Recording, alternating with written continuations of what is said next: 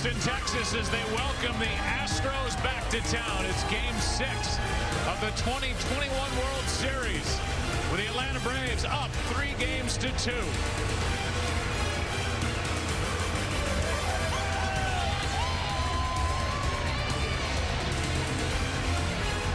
And now welcome inside the broadcast booth, everybody. My name is Joe Buck. That's the Hall of Famer John Smoltz. And here we are, Game 6 of the World Series. And let's talk about the Atlanta Braves trying to end the World Series tonight and get their second championship since moving to Atlanta in 1966. And for manager Brian Snitker, he's got to be thrilled. He's back to the typical starter after bullpen games the previous two. He's got Max Fried on the mound. He does have Max Fried. He's got his hottest pitcher, even though the last two have not been very good. Here's the formula that Brian Snitker wants.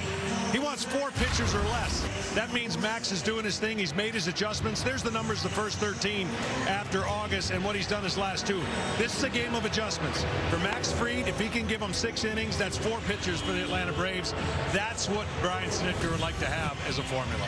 You and I sat in this very spot leading into game number 1 of this World Series. We talked about how even this matchup was, and then it might come down to the 2 infields and how they hit, and so far, pretty evenly matched. Pretty evenly matched, and you could say that not everybody is on their game, right? But the infields that I thought these 2 teams, the battle of it, it's pretty close. And when you think about what the Atlanta Braves have done and getting to the 3-2 lead, it's what Houston hadn't done till Game 5. Well, Game 5, they delivered. That infield, 8 for 19. That's the formula for the Astros. It doesn't matter how many pitchers they use, it's whether these guys stay hot or not. And for more on one of those infielders that you just saw on that graphic, down to the field and Tom Verducci. Well, thanks, Joe. Carlos Correa has been here before many times. This is his 14th time playing a win-or-go-home game. And the last time, Game 5, he showed that experience matters. After his first at-bat dropped him to 2 for 15 in the World Series, he changed his stance in the middle of the game. He opened up his front foot to guard against all the inside pitches that he was getting. The result? 3 hits in his next 4 at-bats. Correa was drafted by the Astros in 2012. He's a free agent at the end of this World Series, which could mean this is not just a win-or-go-home game, but a win or go elsewhere. Now here's Ken Rosenthal. Tom, this is Brian Snitker's 45th year with the Braves, and the majority was spent far away from the bright lights of the World Series on 12-hour bus rides going from one minor league town to another. Snitker managed 20 seasons in the minors in 10 different cities. 3 times after serving as a major league coach, the Braves demoted him. And after he became interim manager, even then, there was some question about whether he would get the permanent job. Call him a survivor. Call him a baseball lifer. One more win, and Snitker will have as many World Series titles as his mentor, Bobby Cox. Game 6, coming up. They have stars all over the place. Hitters that hit like they're dancing. And this guy's Mr. Excitement. Just follow. Let's have some fun. Watch his feet. His feet are always moving. This is what you call getting around him. All these little gentle movements can hit you with a spin as good as anybody. Always trying to get the rhythm. I mean, that's just so perfect. Let's have some fun. Contact light. Okay, engine stop. APA and a descent. Hold control. Apollo 11, Houston. Exploration of the unknown. Reaching for untold heights. Conquering the seemingly impossible. These desires are written into the DNA of mankind. They drive us in our pursuit of all things worldly. We have received clear to launch. Liftoff. We have a liftoff. This one is a rocket and gone. He's trying to hit that to the moon. Forces us to innovate. Blast, home run. Challenges the body and the mind. Minus 50. Start remote camera. No matter how big the mission, What a game. achieving the impossible is within our reach.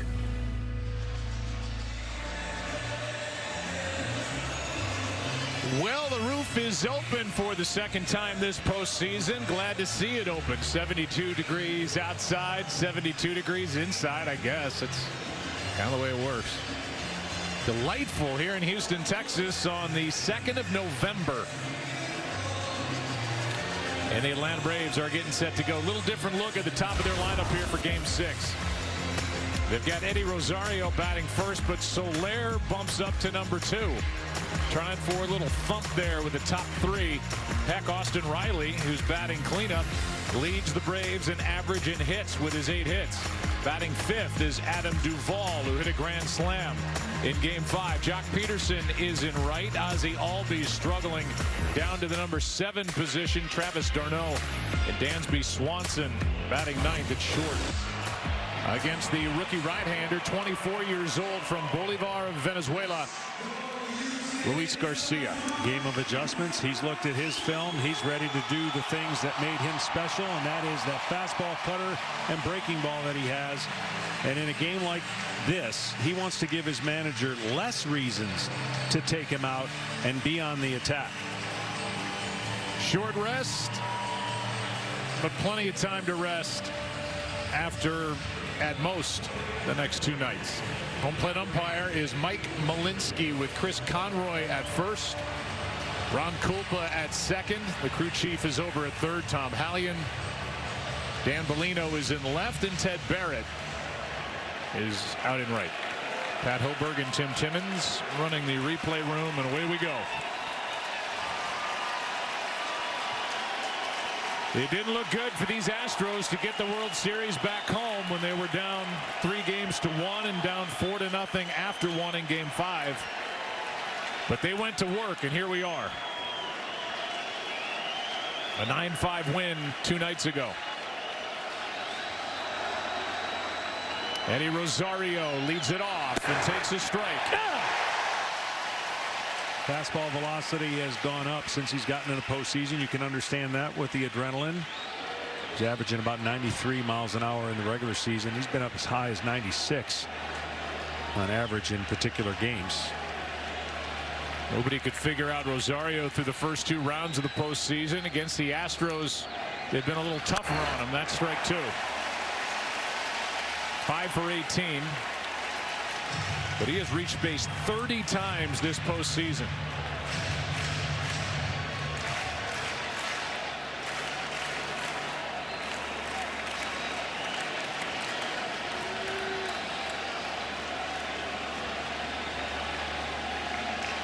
Tonight's about quick outs, clean outs, pitchers not going deep in the counts, putting away hitters when they have them in a 2-strike count. Rosario hooks it into right and caught. Diving catch by Tucker in right. And we're underway in Game 6.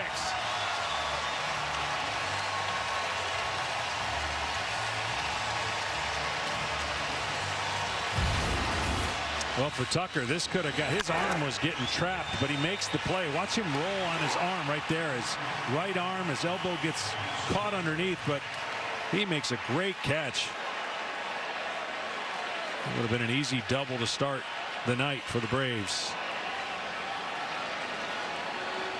And Jose Siri went running all the way over there to congratulate him. Luis Garcia, the pitcher, might have done the same if time would have allowed. 1 out, nobody on, and here is Soler, the DH.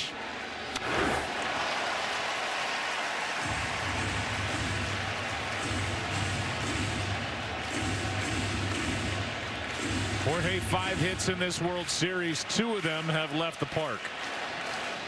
He just circled the entire batter's box because he knew he missed the pitch he may not see again. They're trying to jam him in, and they're going to throw him cutters and curveballs away. And he had a chance to send that one a long way. Strike 2. Well, here's the velocity. You see the lines. Those are going to indicate the time you have for the hitter. And where it stops is where the regular season average velocity was, and where you're seeing at the plate is where the ALCS and the World Series starts of his velocity.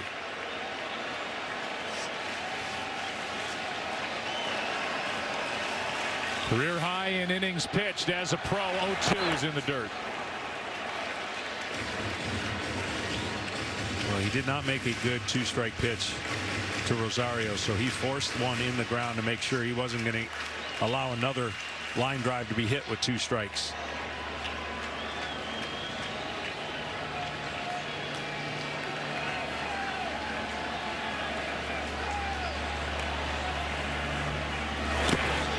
2-2.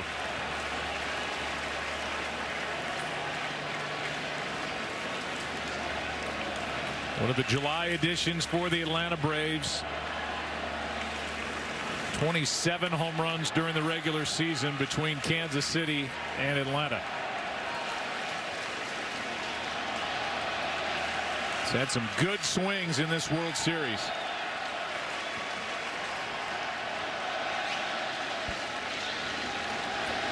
Oh! That's down from 0-2 to 3-2. So now where he threw that pitch down, if he wanted to throw a 3-2 slider over the middle of the plate down, then he's got a chance. But when you throw a fastball up and in and then sliders off the plate, that's why he got the count back to 3-2.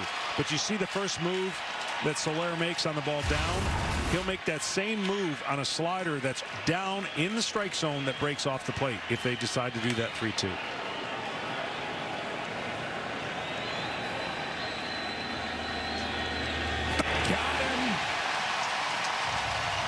It's like Garcia's listening to you. 2 out. It's all about pitch recognition and the last pitch. That's why pitchers, if they go up the last pitch, they got a chance with an aggressive hitter. See, that started down and he had no chance. He committed on a fastball that was down. That tells you he's aggressive and wants to hit the ball down. Good pitch selection, great pitch, and a strikeout.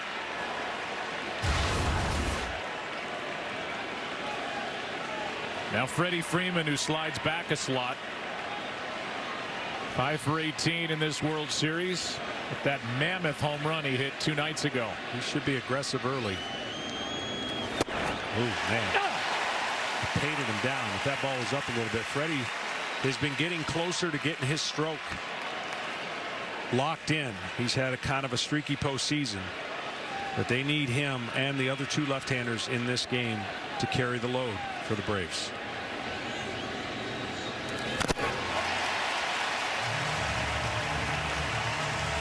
Nothing in 2 on Freeman. That's why you want to start out. Every hitter's gone 0-2. He's then on attack with a fastball, gets a 2-strike, less stress. Now you make another good pitch and you get out of the inning and set your offense up.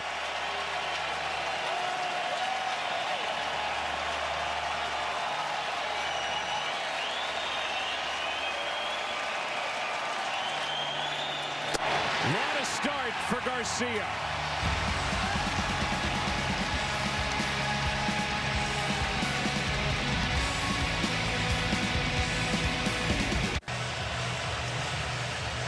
Astros about to come to bat in the bottom of the first inning. Nothing but zeros in the top of the frame. Jose Altuve will lead off. Michael Brantley bats second and left. Carlos Correa hits third. Yordan Alvarez back at the DH spot. Yuli Gurriel at first. Kyle Tucker is in right. What a play he made to start the night. Alex Bregman batting seventh again. Jose Siri is in center. And Martin Maldonado, a big game 5. As big a reason why the Astros got this World Series back home as anybody. And here's the veteran left-hander compared to his counterpart tonight, Max Fried. He's excited to get back out there after his game 2 start. 5+ innings, 6 runs, 7 hits.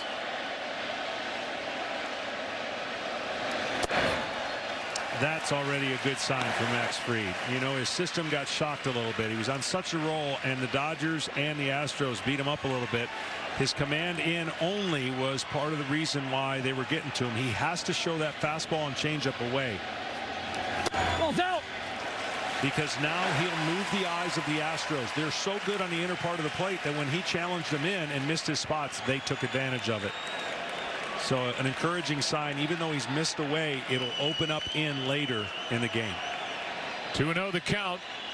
And a ground ball left side from the hole. Swanson, base hit.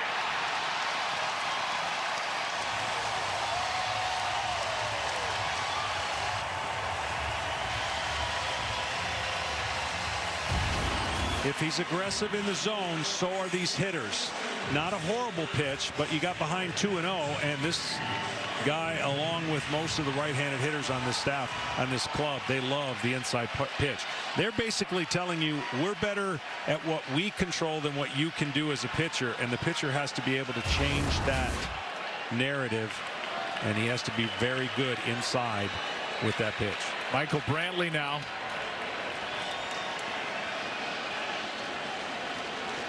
Leadoff infield hit by Altuve, and he draws a throw. Not much of a lead. It's not a whole. It's not. You don't. If you're Max Fried, you don't come in this game and completely pitch backwards. That's not what I'm saying. But if you're not establishing your command and pitching up in the zone, you've got to show them you're willing to go away and throw some touch pitches out there, some backdoor curveballs, or even a changeup, just to plant that you're changing the way that you went about your last game.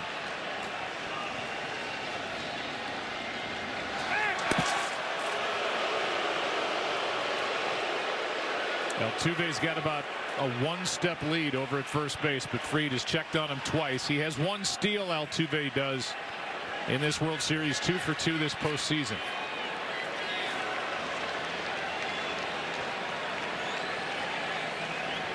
Brantley will be trying to get the hole between first and second. If he can get a pitch that's over the plate, that's what he's trying to do. Ball one up and in. Darno's had a rough go behind the plate, throwing out potential base stealers, just 2 for 45. And he's committed a couple of errors in this World Series by bouncing it to second, and the ball ends up in center.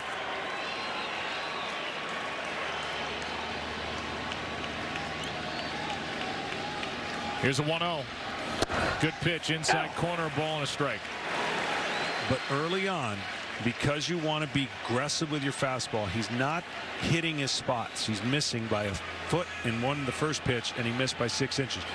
You got to get it in quadrants, because this team takes away one part of the plate. You got to prove to this team you can hit the other part of the plate more than just 50%.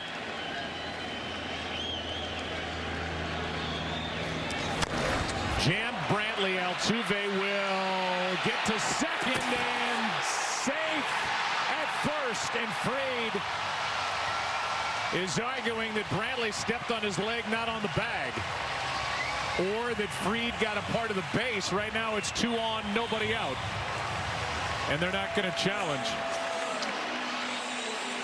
Well, that was a tough play, because watch what Fried does right here. Okay, he goes over, but running and not looking, trying to get to the bag, and he didn't look at Freddie early enough to get the ball. Ooh, man. You know, he's got the ball there. I don't know that Altuve got the bag, did he? Brantley didn't.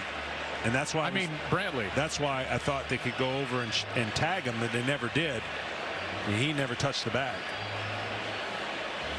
And neither one of them touched the base. And it goes down as an error on Fried, and they're now out there checking on the ankle of the 27-year-old left-hander.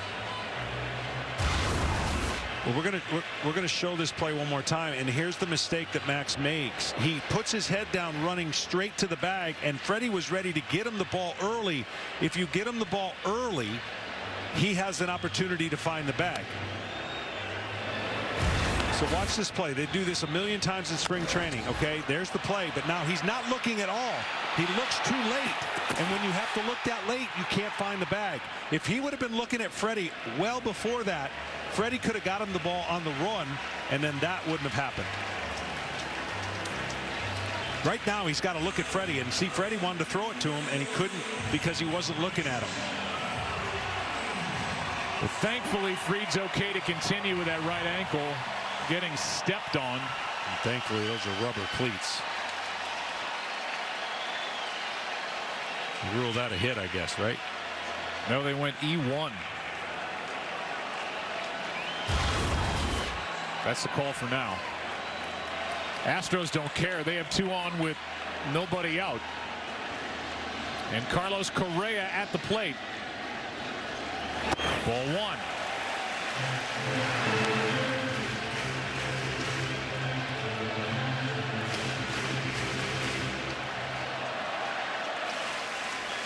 An infield hit, then that chopper to the right side. Ball hasn't left the infield. And the Astros and their fans feeling good about the start of Game 6. 1-0 pitch. Good pitch. A ball and a strike.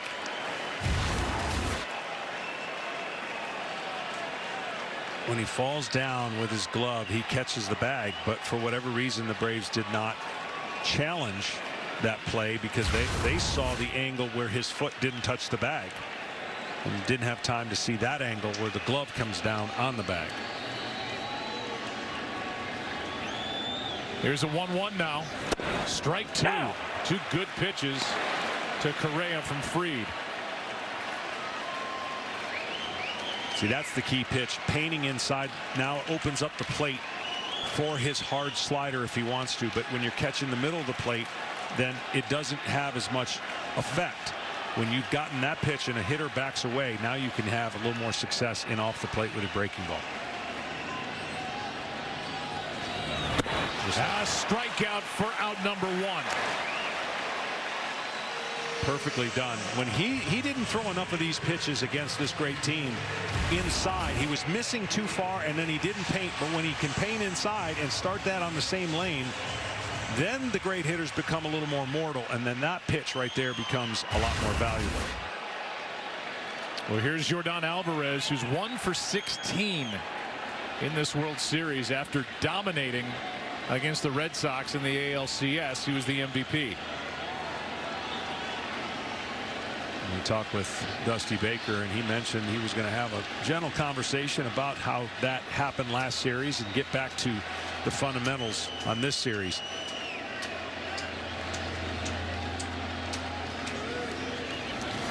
I thought it was interesting, Dusty saying early in this series the Braves were proving that they weren't going to give Alvarez anything to hit. Well, then that really took the aggressiveness away from Alvarez, and now he's got to get back to going after pitches as they're now coming after him. Right, you get in between, and what his message to his hitters is, don't miss the one they give you, even if it's only one.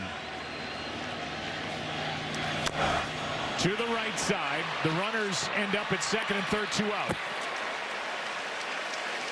And Alvarez moves the runners up at 2 down and sets up Yuli Gurriel.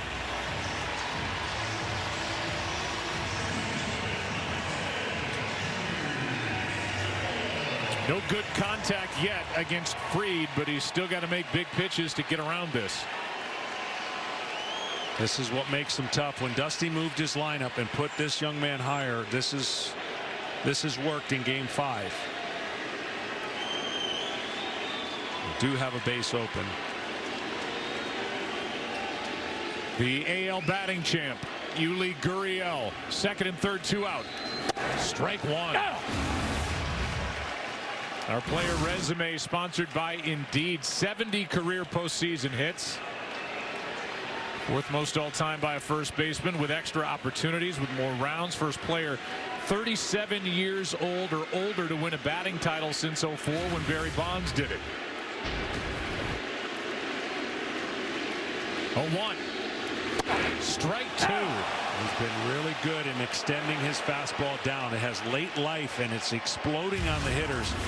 First inning stress for Max Fried. Now that pitch might have been down, but he got the call. So guess what that brings in?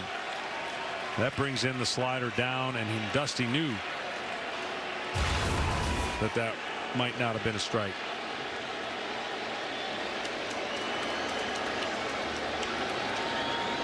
Oh, 2 pitch. Wow, what a job by Max Fried. An infield hit, then that play at first. And he goes right through Correa, Alvarez, and Gurriel. Charged up. No score after 1 in Game 6. Tonight's telecast is sponsored by Progressive Insurance. Save when you bundle auto, home, or motorcycle insurance. By the all-new 2021 Ford F-150. Tough, this smart, can only be called F-150. What a job by Max Fried.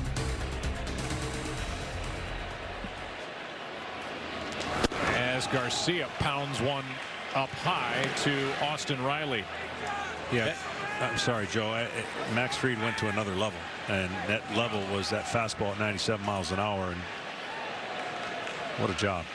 And then the last pitch of the first inning, 98.4. That was the fastest pitch, the hardest pitch all year, regular season and postseason, for that young man, Max Fried, as he just went, as you said, up a notch. Yeah, I mean, that first and second, nobody out is against this lineup. I'm sure we could come up with the probability of run scoring is pretty high, and he held them to 0. Garcia brings it on 1-1. Good pitch to Riley. And Austin Riley, who leads the Atlanta Braves in hits and average this World Series. And he's hitting .295 for the postseason, is behind on the count 1-2.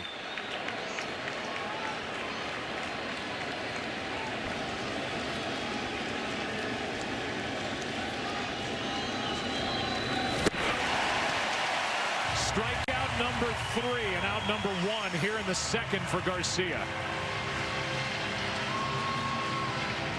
Last week, the nation tripled Fox Bet Super 6's Stack the Cash jackpot, and 5 lucky winners split over $313,000. Download the free-to-play Super 6 app now for your chance to win and make the jackpot even bigger this week.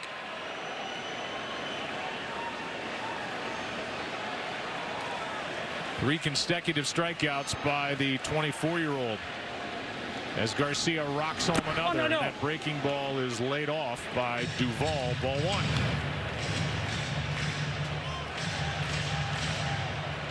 Adam, 4 hits in this World Series. 2 have left the park, and he's coming off that thrill of a first-inning grand slam at home in Game 5. But the Braves got only 1 more run all night 2 nights ago and lost 9-5. 1 ball, no strikes. Garcia. That is Bregman with a backhand. Shows off the arm. Good play, 2 out. Well, I mentioned this game's going to be a shorter game for each starter, but really shorter for Garcia. So his goal is to not let his manager feel like he needs to go to the pen any earlier than what the score indicates. So you play a 3-inning game, and he has had pretty much a stressless first 5 batters.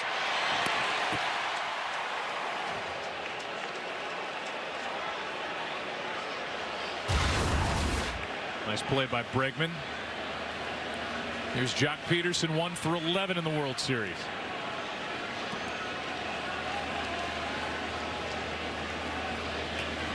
Started the year with the Cubs. Ends it wearing pearls for the Atlanta Braves.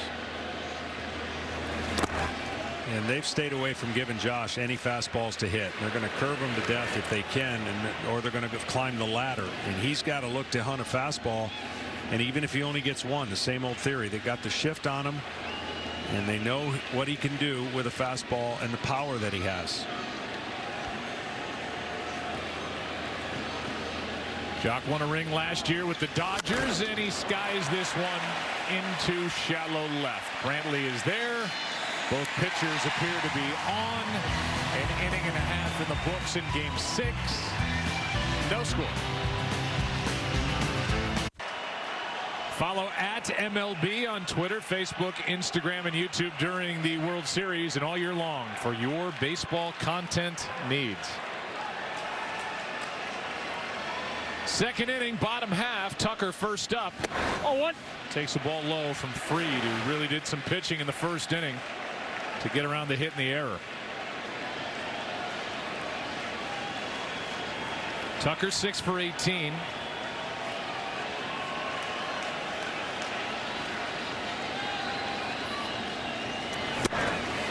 You know, when you don't have success, it's paranoia for every pitcher, but you go back, you look at your film, and then you look at everything you're doing, and you make sure you're not doing anything to give away a pitch. And when team has success for you and it has success against you, sometimes you might be doing something that tips a pitch. That's the #1 paranoia for a pitcher. Breaking ball had Tucker frozen straight 2. And whatever he did after getting roughed up early, he was able to get in a nice groove in that middle part before he ultimately got taken out. Yes, 5 runs were given up, but I'm just telling you the checklist of what you go through when a couple teams have had success off of you like they did in the playoffs. Here's one over the head of Fried. What a play by Swanson with a bare hand for the out. And we've seen a couple of good defensive plays, one on each side. Tucker for the Astros, and now Swanson robs him of an infield hit. Yeah, huge play. You know, the one thing the Astros have done when they're successful is they get their leadoff hitter on. This almost was another leadoff hitter. They score a high percentage of their runs in the postseason when leadoff batters get on, and that was a stress throw and play by Swanson. Bregman's coming up. Ken Rosenthal. Well, Joe, Alex Bregman says he's been dealing with a really weak top hand, so he's been working in batting practice on a two-handed finish to his swing. Got better results the last game, though he was still releasing at times. It's natural. But today, after more work yesterday, he told me this was the best batting practice he has had all season. We'll see what happens tonight. Yeah, we'll see if it carries over. Batting with one out, nobody on in the second. Fouls it right side, and that ball is caught for out number 2. As Jock Peterson went right to the line and had about maybe half a step more to go and made the grab. 2 down. It's just a little wind blowing out to the left field, so maybe this ball blew back just a little bit. Looked like it was fading into the stands, and you could see it came back just enough to be an out. Of course, with the stadium open, it's not a big wind, but the wind is blowing out to left field what little the flags are moving. Rookie center fielder Jose Siri fouls it straight back, strike 1. 1 for 4 in this World Series. 46 at bats in the big leagues with Houston at the end of the year, and hit .304 and 4 home runs.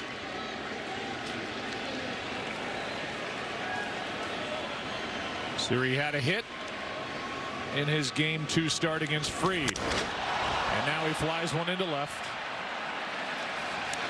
Easy for Rosario. No score through 2. Ozzie Albies coming up. The number 7 hitter now for Atlanta. Game 6.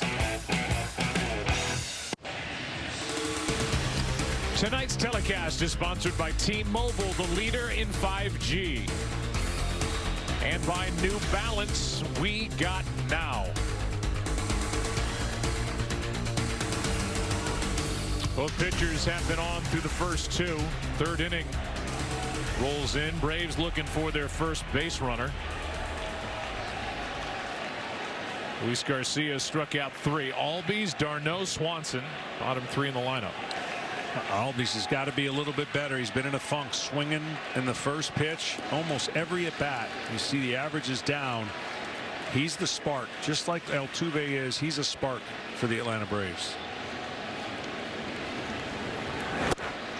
And drops in for strike 1.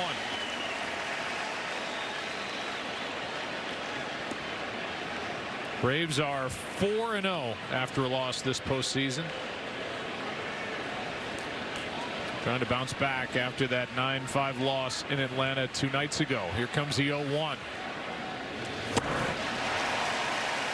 He's been late, and he's been in between. And when that happens as a hitter, you need a real big mistake in the middle of the plate. Fastballs are beating him above and breaking balls down below. But you can see where he's trying to get to that ball. The bigger swing, just getting underneath it. Line drive, base hit into right center field. Gets it between Correa and Altuve. And Atlanta has their first base runner as Albies has moved down in the order, and he's on to start the 3rd. Boy, did he get a mistake right here. I mean, that's right down the middle. And you could see he didn't have the full swing, but he had enough to just say, I'm going to flick it right there. Not the pitch you want to a guy who's struggling, because you never know if that turns him around. Travis d'Arnaud will stand in. More World Series hits for Travis than the first 2 rounds combined. And his 2 postseason home runs have come in this World Series.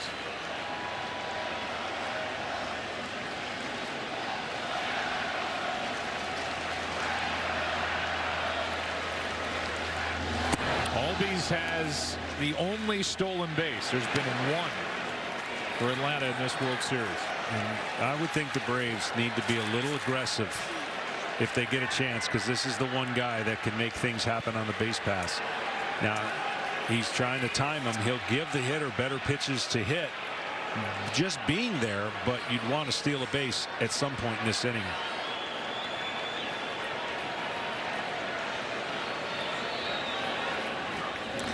That's hooked foul.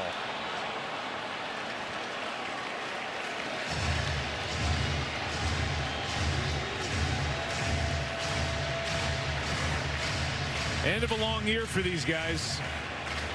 Back to the full 162 games. Although Atlanta played 161 during the course of the regular season as they won the division by 6.5 over Philly. But for these catchers who are right next to each other right now, a lot of work. And d'Arnaud spent 3 months rehabbing a torn thumb ligament in his left hand.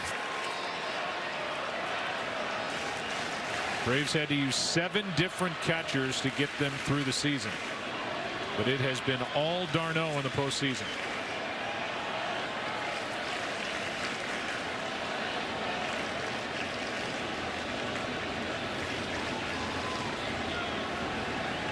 One pitch is fouled away. Strike 2. That's where they want to throw him.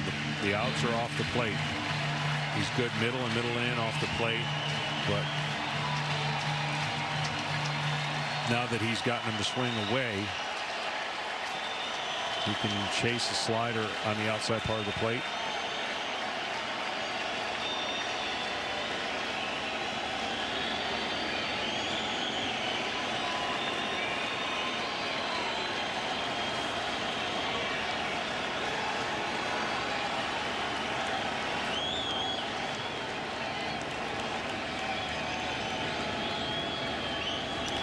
Off the end of the bat into right center field, and easy for Siri. 1 on, 1 out. Albies was going and he just stumbled, and so they were thinking the same thing. They'd probably get a breaking ball. That's a good pitch to steal on, but he never could quite get his jump that he wanted. He was leaning and ready to go, and right there it was too late. He'd shifted his weight.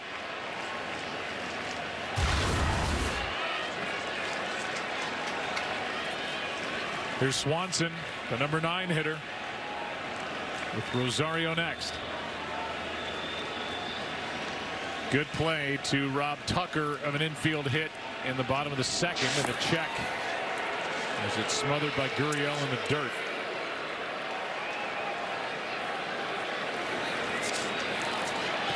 Really, when you're a right-handed pitcher, you're rarely going to pick anybody off. But what you're trying to do is mess the timing of the runner who potentially wants to steal. You do that in a variety of ways. You change your timings to home. You come to set, 1,001, 1,002, then you go. Next time you come to set, count to 3 or 4, and then you go. And you just try to change your timing.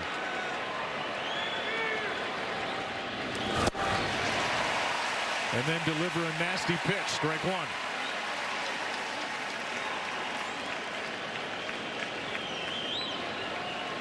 Most throws over to first from a right-handed pitcher are predetermined.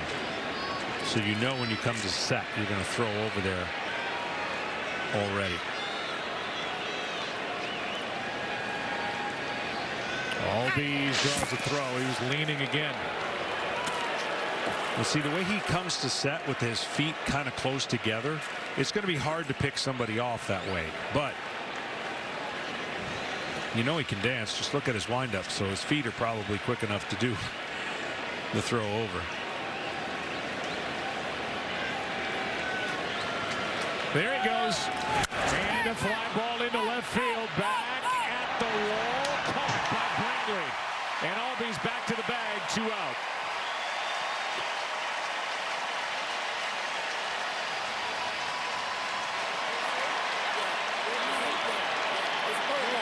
The fans here at Minute Maid held their breath when that ball left the bat, but it got to the track and died. 2 out. Well, he got a great jump, but it really didn't matter because Swanson hit the ball. So at that point now he's got to make sure that if you round the base or take a step towards third, you got to remember to get the. You'd be surprised how many people forget to touch the base on the way back.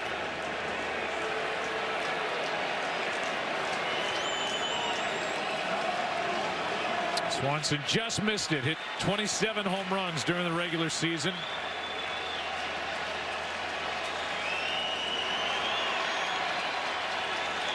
Rosario now lined out to right. Diving catch by Tucker back in the first. Takes the ball.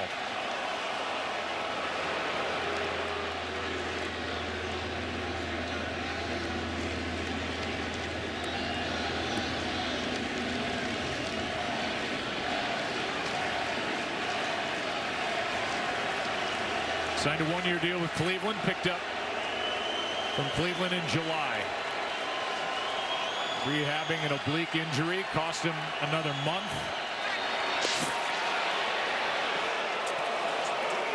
And he hasn't stopped hitting since putting on an Atlanta uniform and getting into ball games.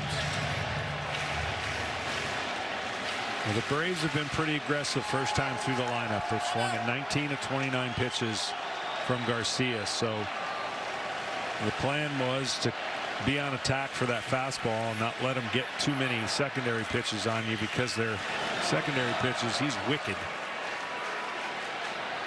He doesn't give up many hits.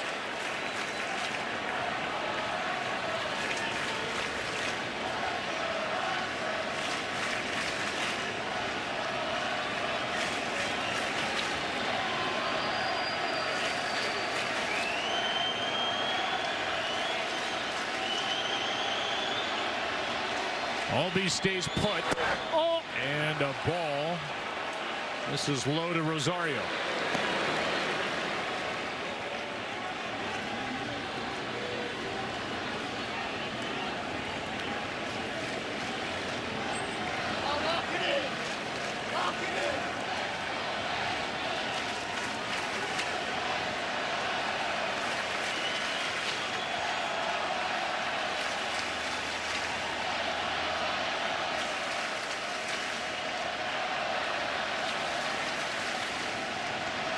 Rosario pitch count in his favor, and now that's down and in, 3-0.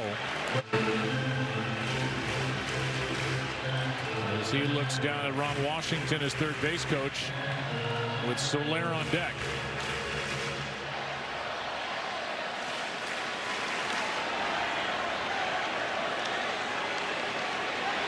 Took the Texas Rangers to the World Series twice.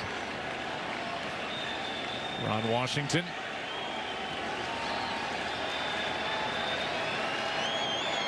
What's it going to be on 3-0 with a runner at first? Albies 2 out.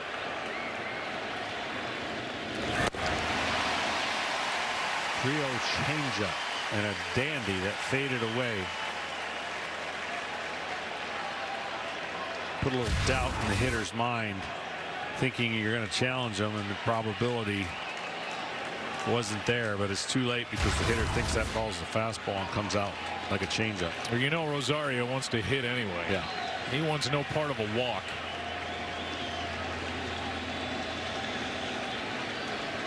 Three-one runner goes on ball 4.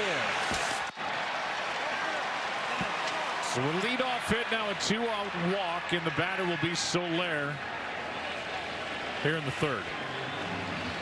And Maldonado and Correa surround Garcia, and here comes Brent Strom, who felt left out of the party.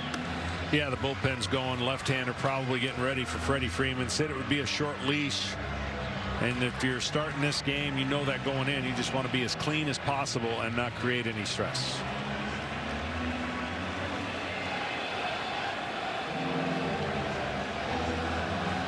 The big DH, Jorge Soler, who struck out his first time up. Started out game 1 on a 2-0 pitch and blasted one into the seats and left. And then game 4, he got Javier to put the Braves on top for good. Well, you saw the hot and cold zone. There's a lot more cold zone there than the hot zone, and he's looking for something in the middle of the plate to drive. I felt like he missed his 2 pitches the first time through. Had some great swings on fastballs, and not so sure he's going to get too many of those, but those are the ones you can't miss. Worked the count to 3-2, but then struck out. Was hitting 192 with Kansas City when the deal was made to bring him to Atlanta.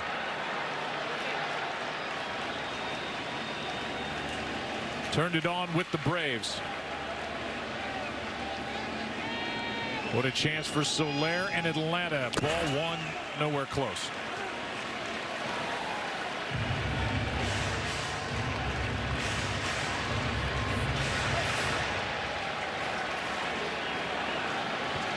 So Rayleigh getting ready with the lefty Freeman on deck.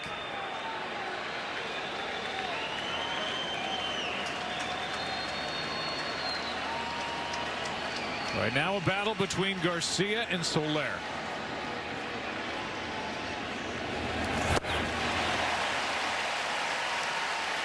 There's that cutter. For Luis Garcia, he gets a high probability of strikeouts coming into the year. 60 out of the 167 have come on that cutter. That's the third highest in baseball. It's the pitch he goes to when he needs to miss the barrels. Right-handers hit under 190 against Garcia. Soler trying to figure him out. 1-1. No.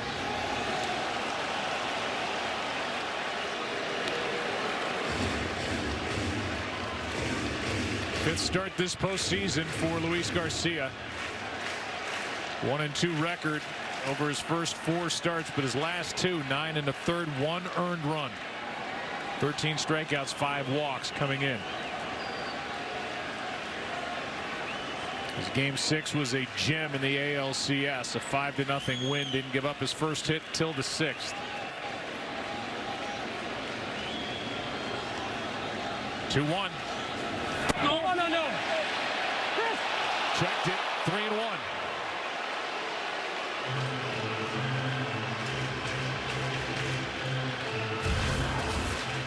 Good job by Soler to check. Big, strong swing that he kept behind the plate. But the pitch that Garcia wanted to throw, he executed. He just didn't get the swing.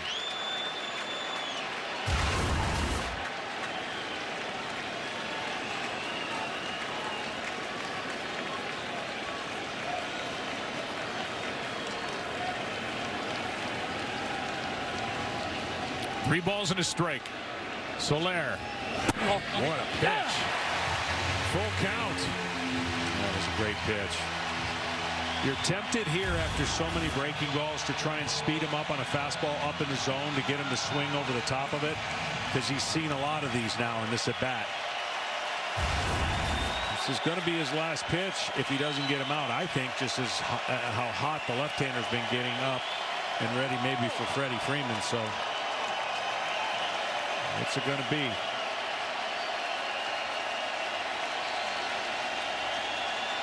Runners will go on a 3-2 pitch. Garcia, Soler, foul. And the reason I said fastball there, because he's starting to time that, right? He's seen that kind of break over and over again, and just got out in front of that one to hook it foul.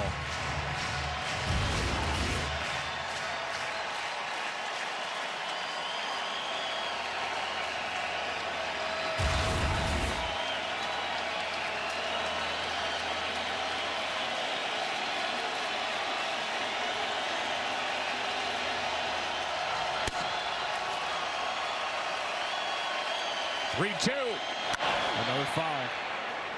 And see, that was the pitch he needed to get up. He threw it down right in the spot that Soler likes. He could get the barrel of the bat to it. You saw the target was up, but he threw it down.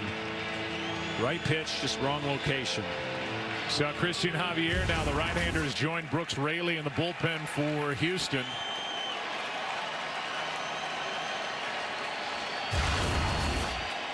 Garcia trying to hang in this game and trying to keep it scoreless here in the 3rd inning of Game 6.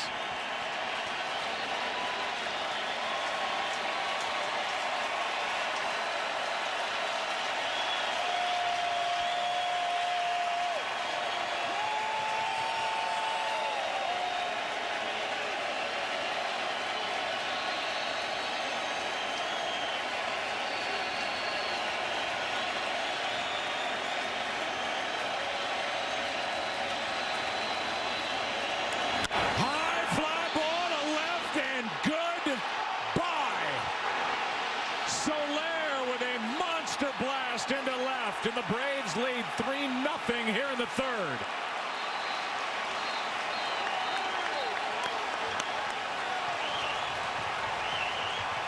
Too many breaking balls, Joe. He was timing them up, and he got one that not even the train tracks could hold.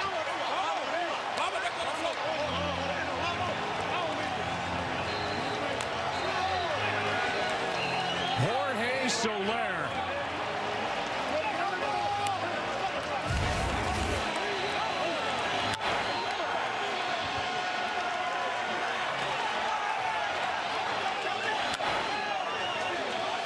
The guy who hit 48 home runs 2 seasons ago. What a pickup he's been for this Atlanta team. And the watch party loves it as Soler just touched one off over the train tracks.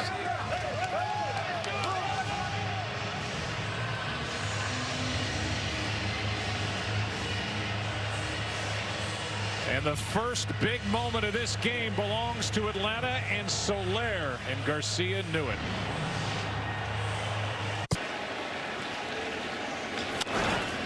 Brooks Raley throws one pitch and gets Freeman to ground out to Altuve, and the inning is over. But what an inning for the Atlanta Braves, up 3-2. It started with a hit by the new 7th place hitter Albies, and the rally ended on a bomb, a hit by Soler. 3-0 Atlanta after 2.5. I want to show you why pitch sequence and location are so important. He had seen a bunch of breaking balls. Look where he wanted this fastball. That was the right pitch, but look where he threw it. So he threw it down. Okay, no big deal. He fouled it off, but his eyes were down, and he had seen about 6 breaking balls. Because that fastball was down, it's set up for this monster blast. And pitch sequencing and location, so important. If you don't hit your spot, the hitter will show you where to get him out, but you got to make the pitch. Here's Maldonado, strike 1 on Max Fried as he goes back to work now, up 3-0. Braves say, all right, lefty, go win the World Series. Well, it's a little different scenario now. They jumped on the Astros last game 4-0, but they didn't really have a starter in the game. They've got a starter in the game in Max Fried. He knows how to make that stand up. And you're right. Now it's up to him. 0-1 pitch outside. I mean, we've all become so accustomed to just looking out in the bullpen and waiting for pitching changes and waiting for pitching changes. That's not the kind of night that Brian Snitker wants with Fried on the mound, but he will not hesitate at the sign of any trouble in the middle innings to go to those shutdown lefties or the right-hander Jackson. Right, but the key would be if he could get 6, because then you got 3 lefties to pitch 1 inning each. And the score and, of course, how Max is doing will indicate whether that's shorter or not. 2-1 pitch here is down, and the count 3-1.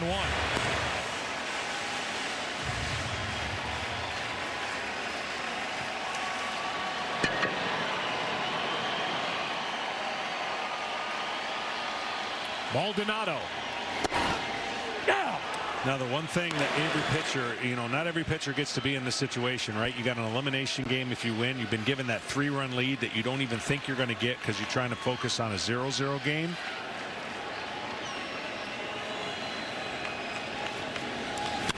Maldonado is on with a leadoff base hit.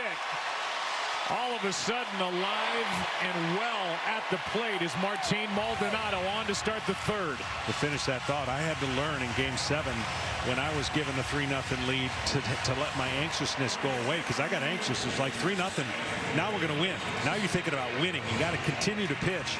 And I know that Max will do that, but to the point where you need as many clean innings, you don't want this team to jump back in it at all.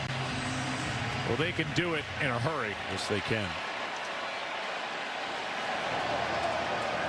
Rally Nuns are getting up into their spot.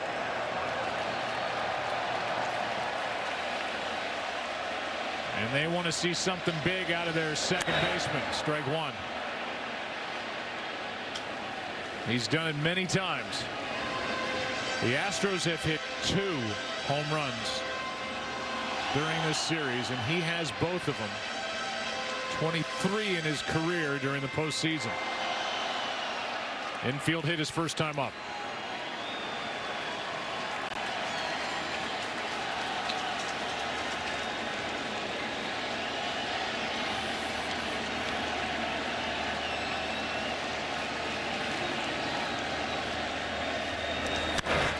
Altuve got under it. 1-on-1 out. Maldonado stays put, and a big out there for Fried. Tonight's telecast is sponsored by Geico. Save even more when you bundle home and car insurance. That was that changeup that we don't see very often, but that's a key pitch tonight. A few changeups against right-handers and a few fastballs away against right-handers, just to kind of alter the game plan that these Astros hitters, they take strengths away from a pitcher. Brantley reached on the error by Fried in the first. So 0 for 1, 6 for 21 in this World Series with Correa next. Back to Fried, to second for the out, on to first. Got them both. And a 1-6-3 double play turned by Fried and Swanson. We're into the fourth inning of Game 6 here in Houston. Braves on top, 3-0.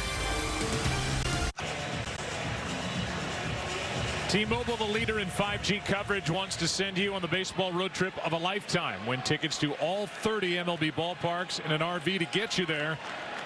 Just text road trip to 595959.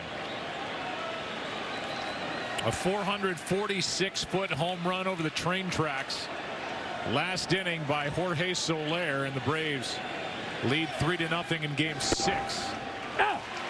As Christian Javier pours one in for strike one to Austin Riley. Raley went 1/3 of an inning through one pitch and got Freeman to ground out. Garcia started, went 2 2/3, 3 runs on 2 hits. Strike 2. Well, if the Braves learned anything like they did last year, being down 3-1 against the Dodgers, they had that same scenario play out, and they were able to finish off the Dodgers this year. They learned that 4-0 in the first inning is not enough runs against the Astros. So offensively, you have to keep clicking in and make good swings and create pressure.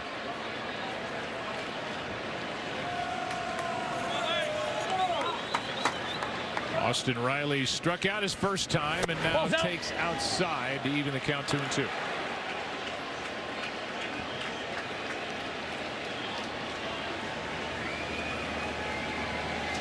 Three, 4, 5 hitters will bat for the Astros in the bottom of this fourth. Here's a 2-2 from Javier, and struck him out on a breaking ball. Riley 0 for 2, 1 away.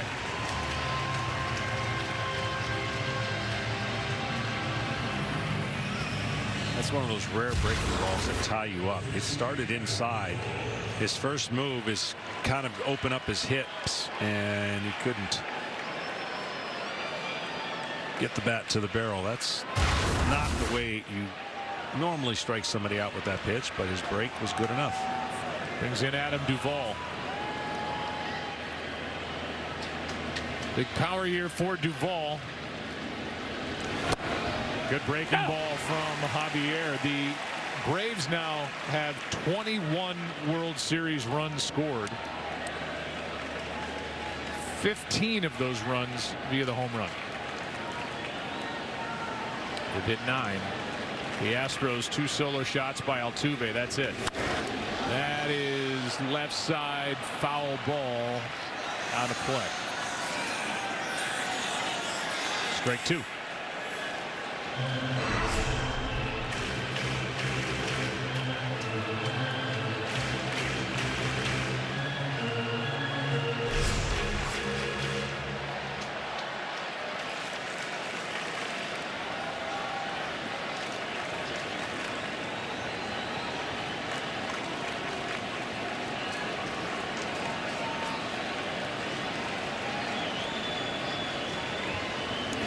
There are home runs, and then there are home runs. That one that Soler hit just made this place the whole atmosphere inside this stadium change. Yeah, first 3 innings, it was very important because of the strategy of the bullpens and how you're going to use your arms. Now Dusty's got to use arms just to keep it close, hope his offense scores. Braves have a little more luxury, of course, being up 1 game. Into right center. Siri to his left. 2 out. Does that home run remind you of this? Brad Lidge, game 5, Pujols, number 5.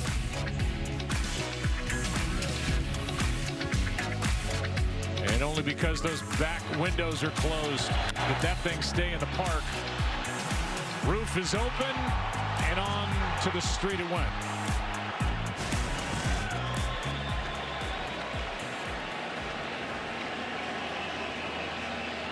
Pujols' home run was 455. Soler's home run 446. But different circumstances. Obviously, the Astros ended up in the World Series in '05.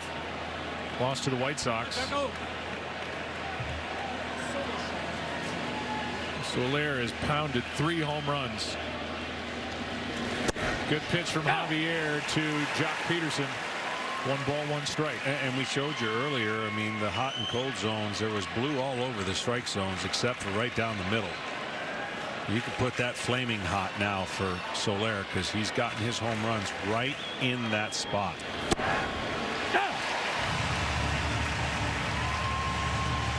Strike 2 on Peterson. 1 for 12 in this World Series.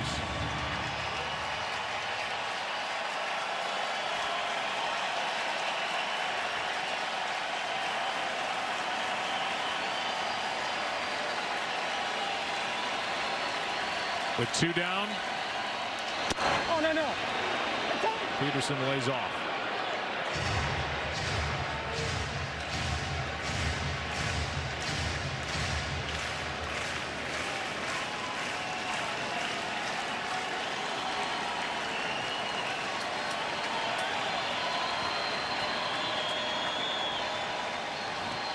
Peterson strikes out. Quick and easy inning. Good pitching by Javier. Carlos Correa coming up to lead it off for the Astros. Bottom of the 4th inning with his team down 3.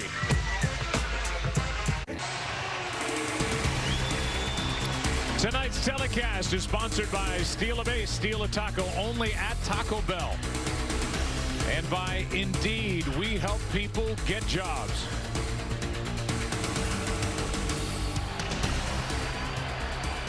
Max Fried heads back to work. Bottom of the 4th inning. 3, 4, 5 hitters for Houston. Strike 1 to Correa. Well, the Astros have to win the next 3 innings. The Braves won the first 3 innings, and if the Astros can get back in this game, the next 3 innings are going to be crucial.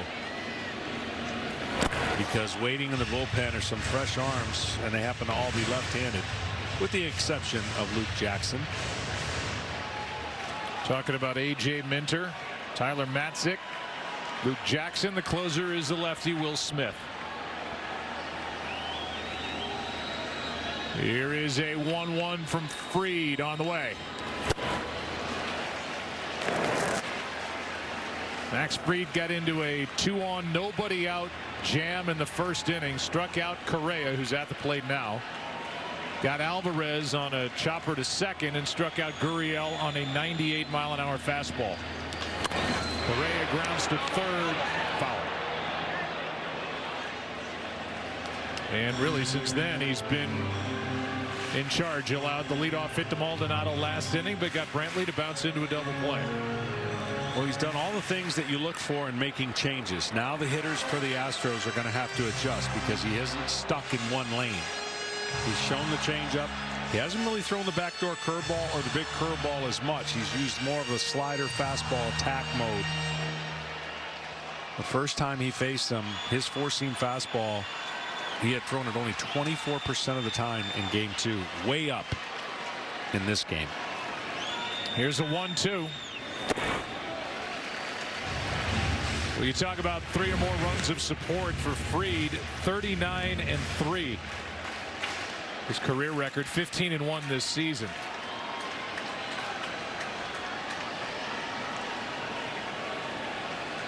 There's a 2-2 now. Correa broke his bat. Little flare into right center field that will drop.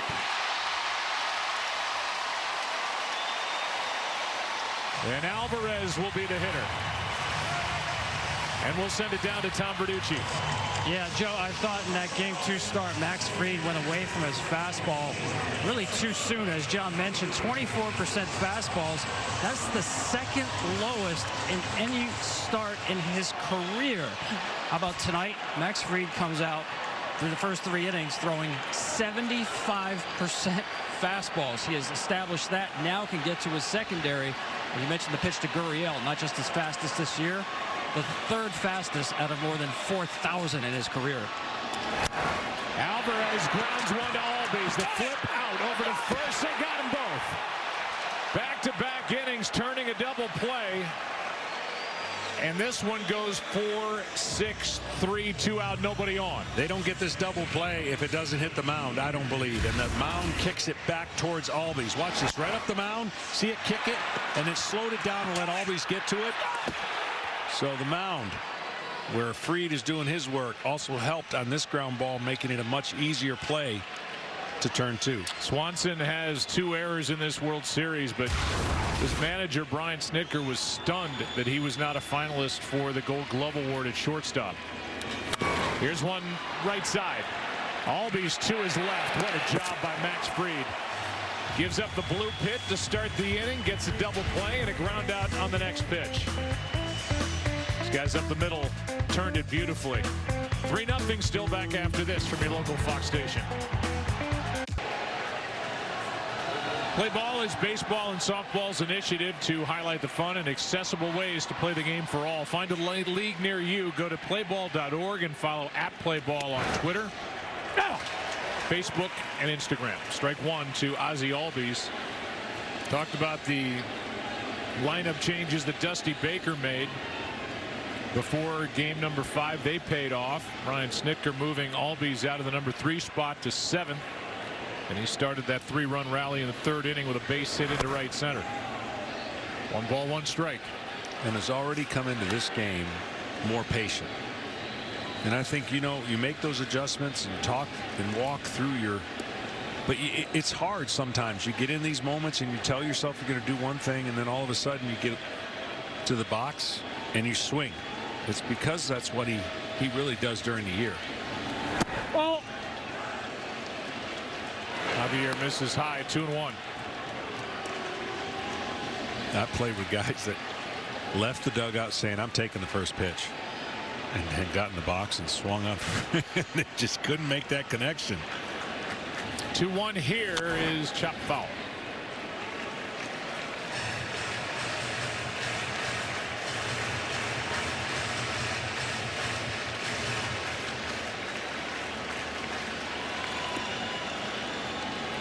Starter for the Astros couldn't get through 3. Garcia on short rest.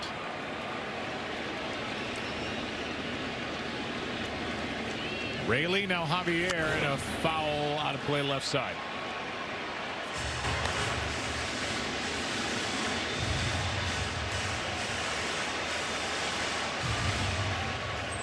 This series really did turn on missed opportunities for the Astros in that game where they left 11 or 12 on base, and the Braves were able to come back and win that close game. And knowing that they had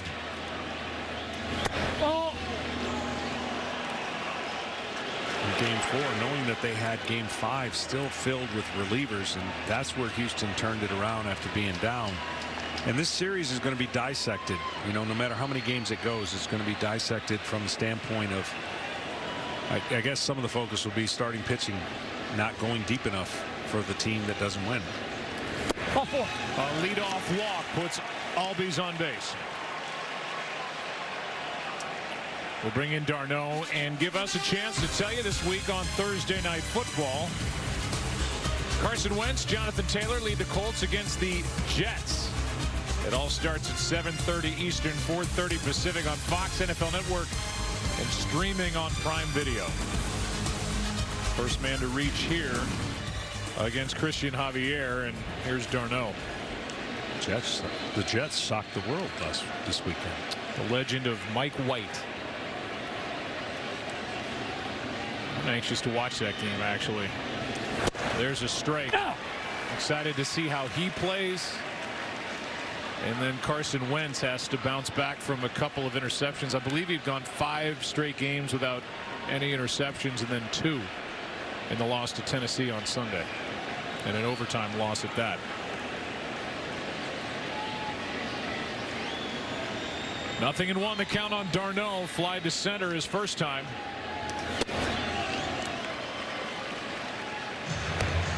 There is activity in the bullpen for Houston. The lefty Blake Taylor. Seldom used.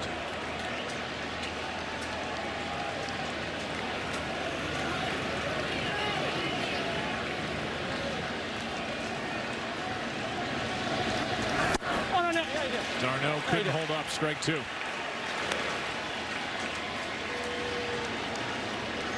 Albies will be looking for a count or a situation to once again try to steal second base up 3-0. This is when you put pressure on the other team. This is when you get aggressive, in my opinion, when you have this kind of base stealer and this kind of speed on the bases.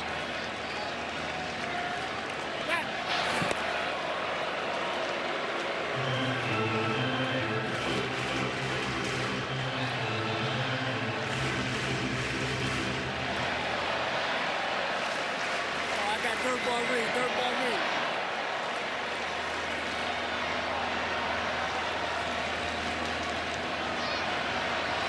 1-2 pitch. And gets past Maldonado back to the screen, and Albies down to second with nobody out.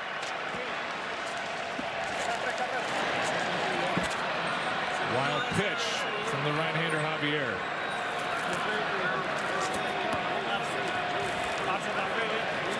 First base coach, dirt ball read, meaning spiked breaking ball. Look for it in the dirt. I don't think they anticipated a fastball that was going to go over the glove of Maldonado to the backstop, but either way they'll take it.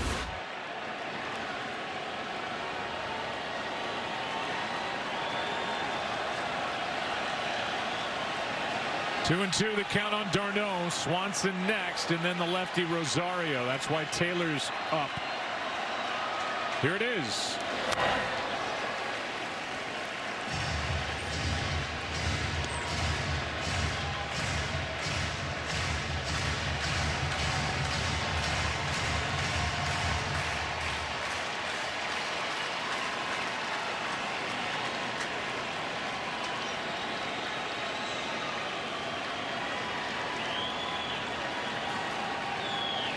RBI chance for Darno.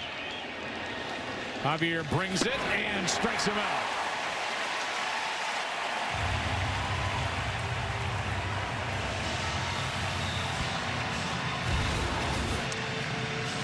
This one, he got the four-seamer by him and a big strikeout with Albies at second base. You know, we talk about starters and 3 times through the lineup, right? That's what everyone's trying to avoid. But what we forget in a World Series or a series, relievers have had the same scenario thrown on them. When you face somebody for the 3rd time in this series, relievers, the average goes way up.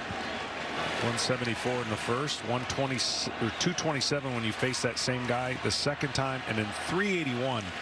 So it's not just confined to starters. This series is going to be one where you're going to see the same guy a lot, and the advantage goes to the hitter.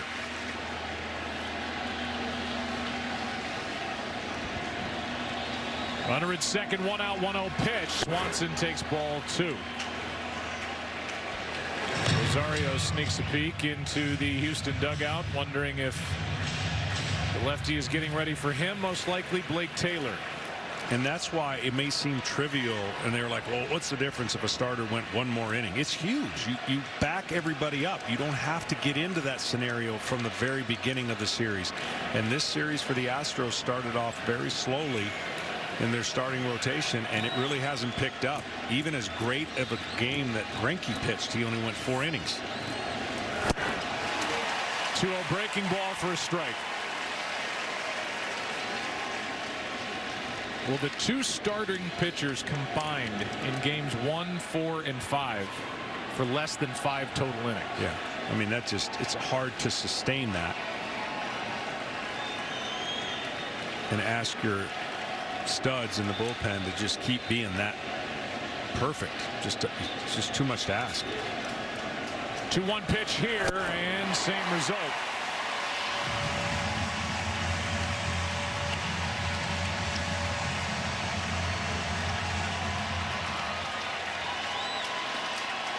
I mean, the Astros have seen Minter more than they've seen any starter. No doubt. And they'll see him tonight.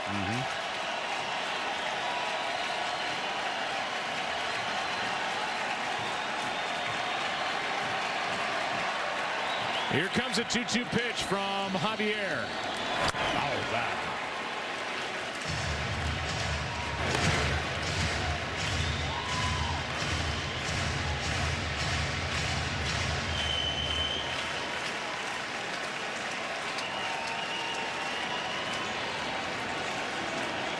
The postseason, if you go back to 2015, the percentage of starts that have lasted less than 5 innings were up to 60%. And 7 of the 10 starts in the World Series to this point. And that trend, I don't think anyone would argue, needs to get better. It needs to start going back the other way. 2 balls, 2 strikes. Christian Javier brings it. There it goes. Swanson touches one off. 5-0 Atlanta here in the 5th.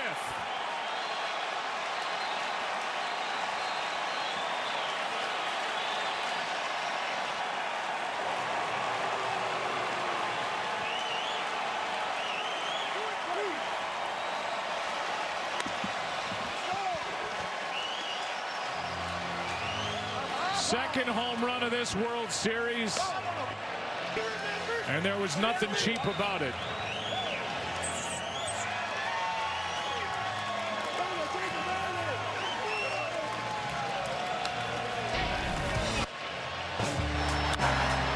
Crunched. And the first overall pick in 2015 traded to the Atlanta Braves. Delivers in the center of the stage when it matters the most. 5-0 here in the 5th. Pitching change, Houston.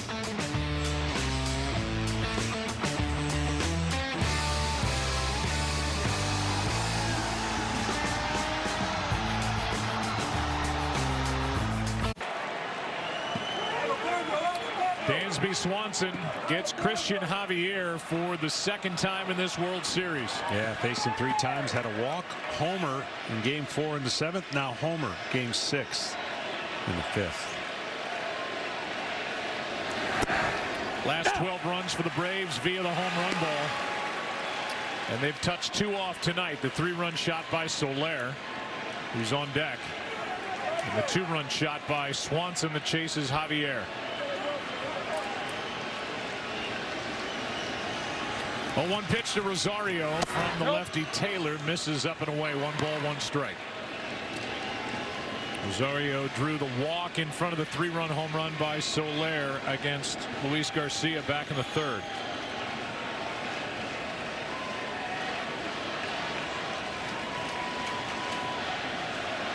One. Strike 2. Said, oh no. Is that so? 1 out, nobody on. 1 ball, 2 strikes.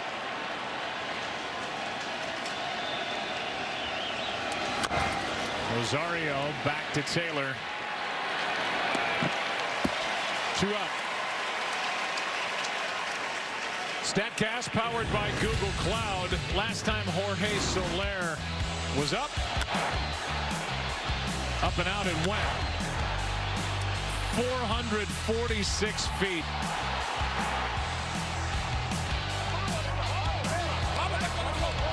And when he hits them, they fly far. More distance with his home runs this year than any other player across baseball. And that's inside. He also ties 3 other Braves hitters with his 3 home runs in the World Series. No Brave player has ever hit more than 3.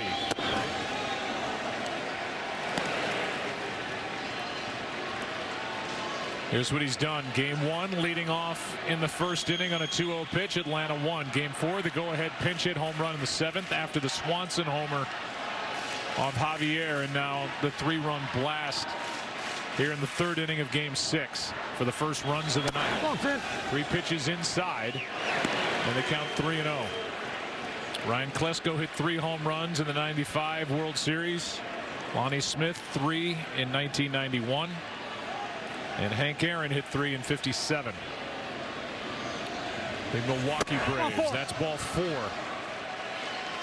And let's check in with Tom Verducci. Well, Joe, when Alex Anthopoulos traded for Jorge Soler, he told manager Brian Snitker, I got you a right-handed bat off the bench. Hitting coach Kevin Seitzer immediately pulled up some recent videos from Kansas City.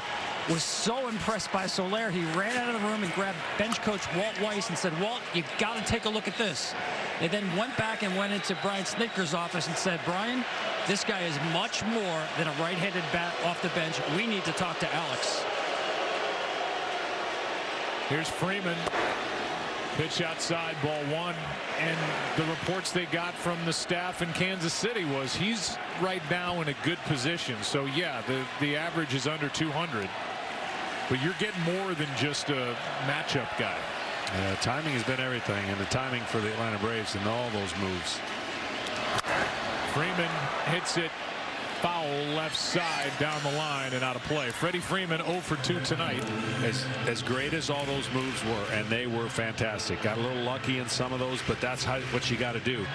It was Freddie Freeman and what the infield did. But you look at these guys contributing in spurts, like week here carrying the team, a week here carrying the team, and they got in position, got hot together, and I'm sure they felt unbeatable.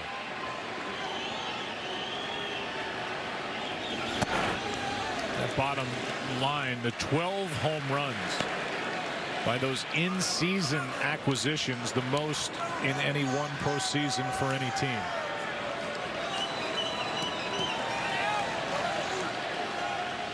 Here's a 2-1 pitch. Freeman takes upstairs for ball 3. 3-1.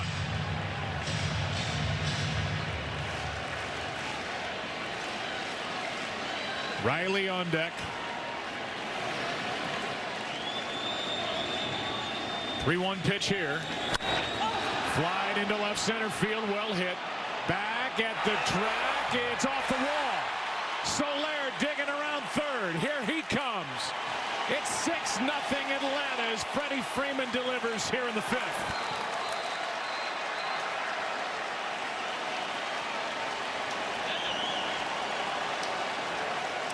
There's that guy. Well, that guy hit one of the biggest home runs in the history of the postseason off of Hader in Milwaukee just to get to this position. His style of hitting is so unique, and that's why he can hit with power to every part of the park. And there's that unique left field where really outfielders have no chance because of the way it is. They got to either catch it beforehand or wait for the carom. And Soler scored all the way from first to make it 6-0. And chase the left-hander Blake Taylor. Maton is coming in for the Astros as they trail by 6.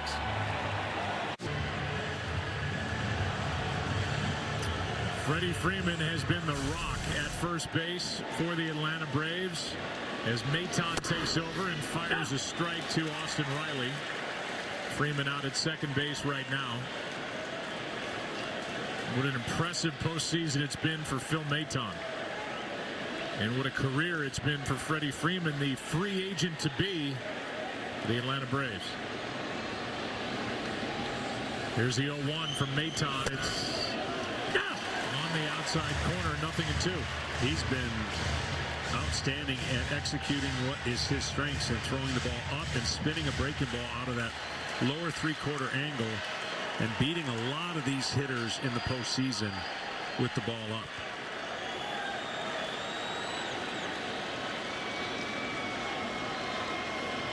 Riley waits and takes. Oh, no.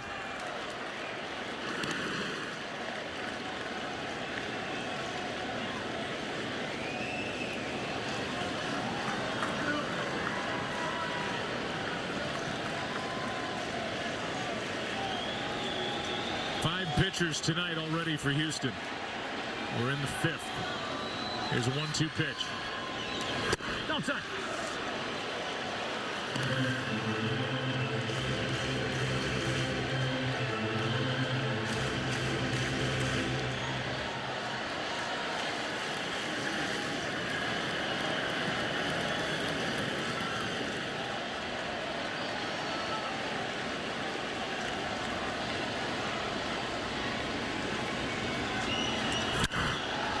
Off the end of the bat into right center field. Back to grab it is Siri. Well, went a long way, but it's out number 3 in the top of the fifth. Couple of home runs and an RBI double by Freddie Freeman.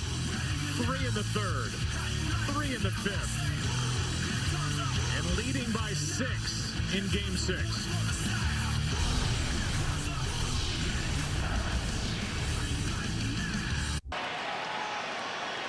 These two combined to knock home 3 in the top of this 5th inning, and it's getting late early for the Astros. Kyle Tucker, Alex Bregman, Jose Siri against Max Fried, and he is just dealing. Strike 1 on Tucker. Yeah, safe to say the most important inning for both clubs right here. For Fried to put a 0 up after another 3 runs and a long wait in between innings. And the Astros have to check in. They've got to get a run or 2 in this inning. Just 3 singles tonight, and 2 of those base runners were erased on double play balls.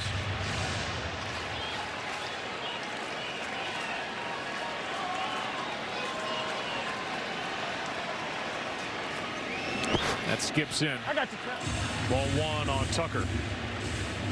But Max Fried, after that first inning, kind of scary, first and second, nobody out. Again, these Astros, when they're in a position to put a crooked number on the board, they do it. And they weren't able to score in that first inning. And you felt like he got rejuvenated and he started maxing out a little bit his fastball velocity.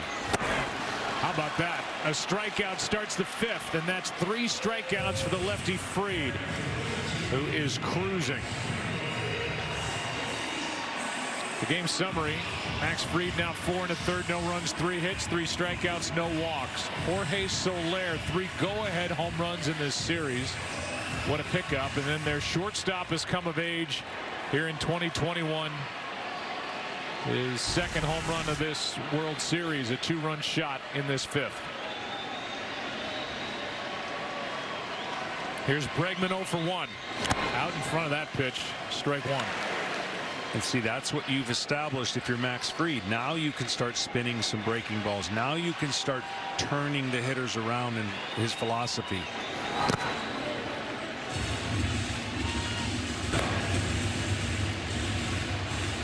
Sure, it's easier to pitch with the lead. Every pitcher will tell you that. But it's much easier to pitch after you've pounded fastballs for strikes. And he's done a much better job of mixing in that changeup.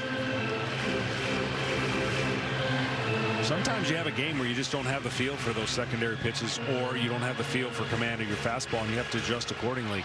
And he's done a nice job switching those percentages from one game to the next. And he's easily one of the best pitchers in the National League, yes, if not Major League Baseball in general. He was a 7th overall pick by San Diego in 2012. Went to Atlanta in the Justin Upton deal in December of 2014. Came up in 2018. The next year won 17 games. Last year won 7-0 in the shortened season, making his 9th career postseason start, and no more important start in the young, exciting career of Max Fried than tonight.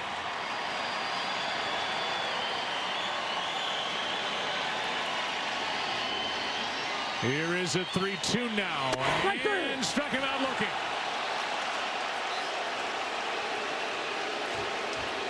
Bregman didn't agree, and Fried continues his clinic. Well, this is his plate. This is where he likes it, and probably got a call on the bottom part of the zone.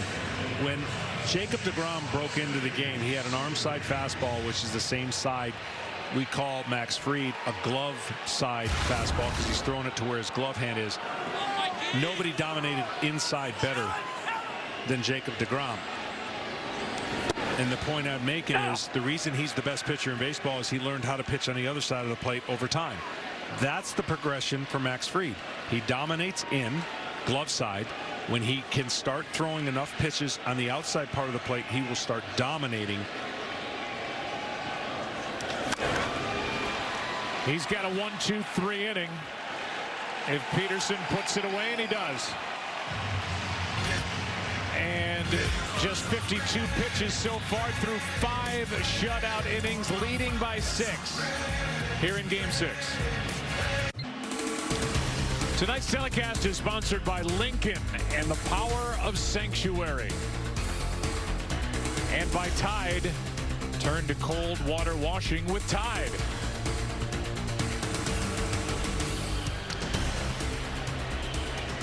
Six-0 game after 5. Braves bat. Maton back to the hill. And Duvall works it home. Or Duvall fouls it away off to the right, strike one. Peterson and Albies the next 2. If anybody gets on d'Arnaud. Maton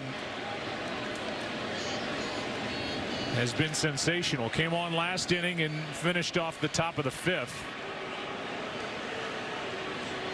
But his stuff is sneaky good.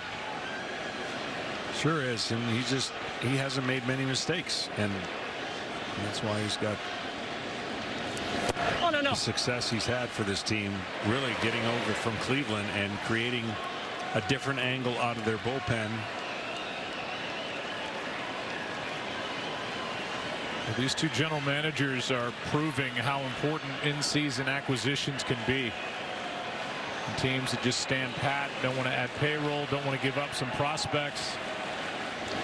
These two teams were not scared of that. Now, for Atlanta, they didn't add a ton of payroll. Less than $10 million, didn't give up any of their big prospects to get the 4 outfielders that they got in July. And for Houston, they were willing to give up some talent to add 3 big arms to their bullpen. And here they are, both teams in the World Series. 2-1 pitch here. 2-2. Well, Houston's been unbelievable. I mean, they still have time to come back and show that they can do that, but their dominance over the last 5 years is well documented from a core players that might be -1. Correa, more than likely, he'll be a free agent, but they'll get healthier and probably be right in the mix again. I think Atlanta gets better when they get their healthier pitchers back, and they've got a good base for already setting up the following year. You look at the last couple of years, and I don't put much stock in it, but when they do the predicting of how many wins a team's going to win, they predicted 78 for the Braves this year. 78. The PECOTA ratings or projections. Well, they've been through a lot, that's for sure. 2-2 pitch is down and away, a full count. They lost him, one of the best players in the game, Ronald Acuna Jr., on the 10th of July, right before the All-Star game, and he thought, okay, check them off, they're done.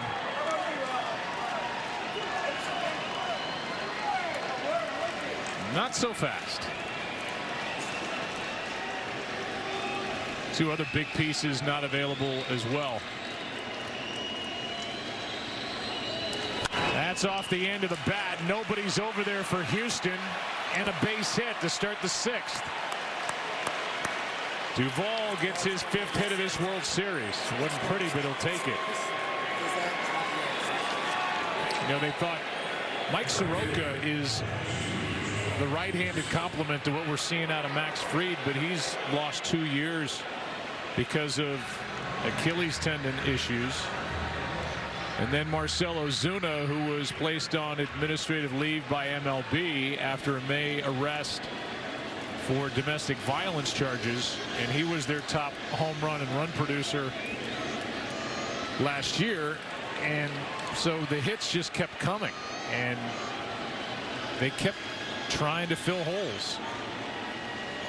And they did a heck of a job in season in the month of July, and now they're leading 6-0 in Game 6 and up 3-2 in the World Series. And let's face it, the division didn't run away from them. So it allowed Alex to make the moves. It allowed Brian Snitker to not get carried away. I remember doing a game in the first half, and he said, you know, I don't even look at the standings till after the All-Star break.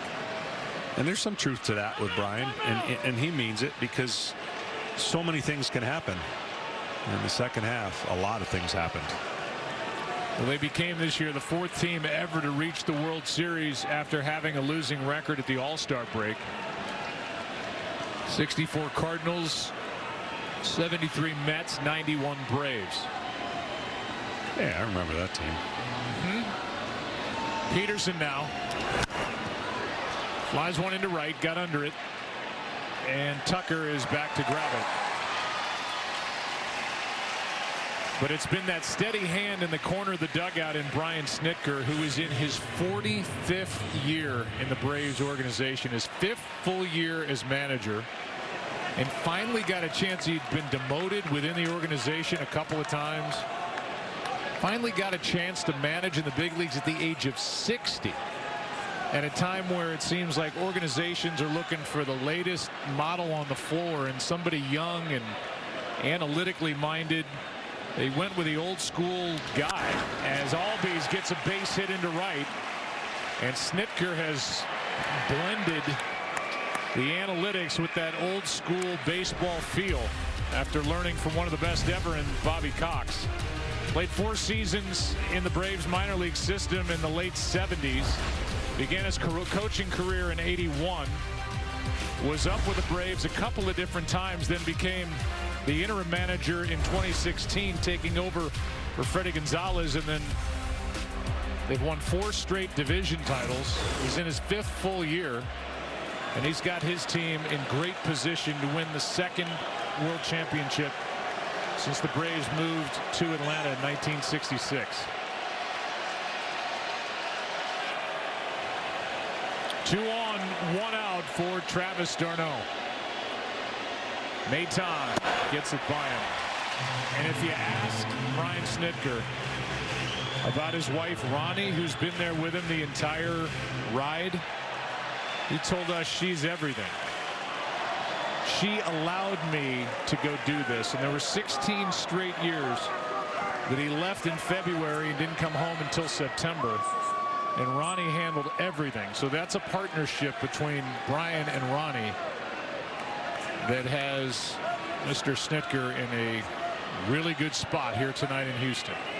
Yeah, and he doesn't change emotions. You know, even when they hit the grand slam in Game 5, he didn't really get caught up in it. And he looks like he hasn't gotten caught up because he's always thinking about scenarios, as a manager should, of how to finish that 27th out.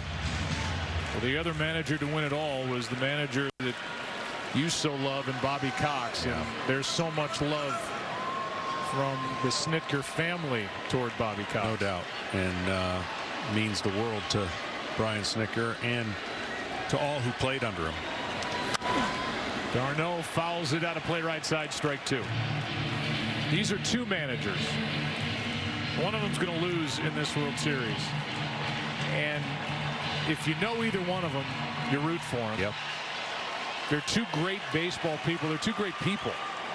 And Dusty Baker managing in his first World Series since '02, when his Giants lost in 7 to the Angels. Getting another chance at it here in 2021 as d'Arnaud strikes out, 2 out.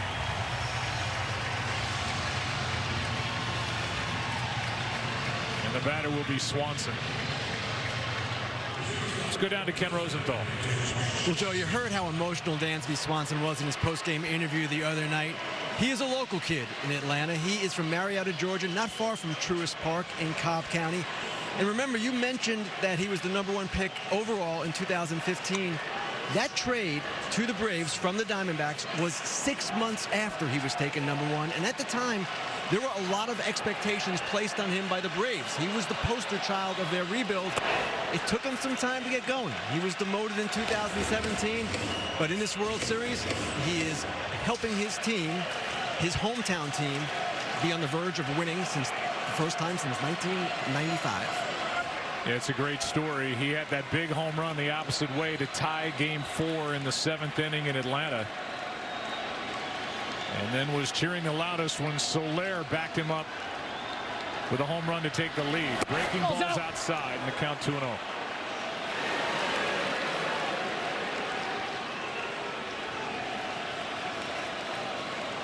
And in a year when Hank Aaron passed away in the month of January, his imprint all over this Braves organization and all over the professional baseball career of the man in the other dugout, Dusty Baker. 2-0 pitch.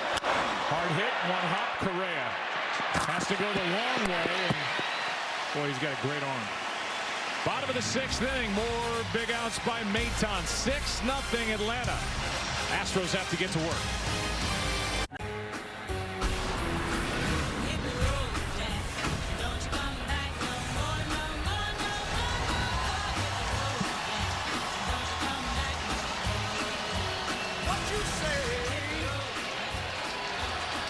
Three-run shot by Soler, 2-run blast by Swanson, and an RBI double by Mr. Reliable Freddie Freeman, and it's 6-0. Bottom of the 6th inning, and Max Fried deals high, and if there was ever a time for the team that led baseball in average and runs per game, the Houston Astros, to get to work and figure out a starter, it's now. Yep. But the formula for Brian Snitker, probably without saying it out loud, is he would love for Max to give him one more inning. And then you just steal outs from that point on, meaning you don't let him get in much trouble after that, and you go right to your pen. There's a strike, 2-1. But in this day and age where we're so quick to go to the bullpen, if he keeps doing this, there's no reason to get anybody up. First pitch strikes. Only against Maldonado here has he not thrown a first pitch strike since that slow start. Now it's 2-2. It's 2-0 now, 2-2. If he gets an out here in the 6th inning, it will be the longest outing by a starter in this World Series. Yeah, it's pretty amazing. But when a guy's in rhythm and there's not really a lot of hard contact, there's no need to sweat. But it's so easy to pull guys out sooner than they're ready for, just because of numbers.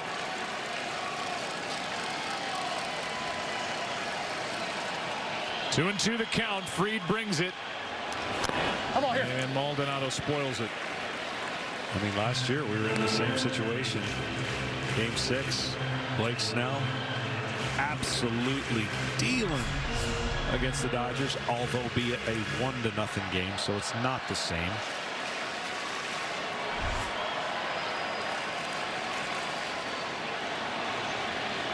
Two-two. Strike 3. 5 strikeouts for Fried against no walks, and he's allowed just 3 singles. 1 out here in the bottom of the 6th. There's the changeup. It was a higher one, but it still fooled Maldonado.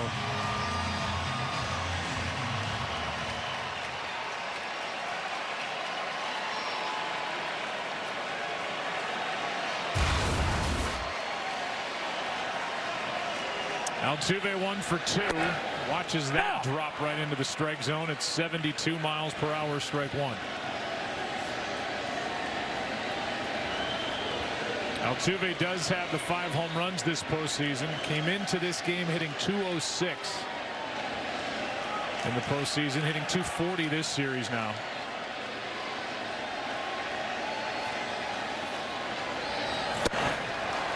And I don't care how good the rest of the lineup is when Yordan Alvarez is 1 for 18. Bregman's 2 for 20. Altuve's not getting a lot of hits. It's hard to score runs.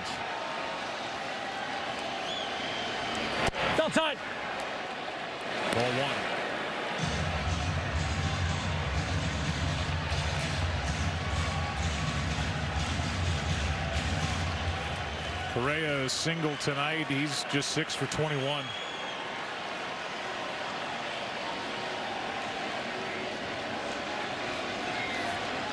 Here's the 1-2. Outside.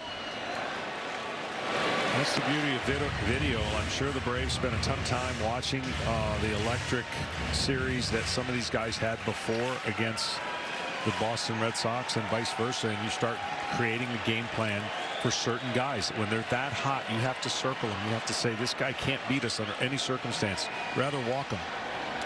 That's inside. Full count.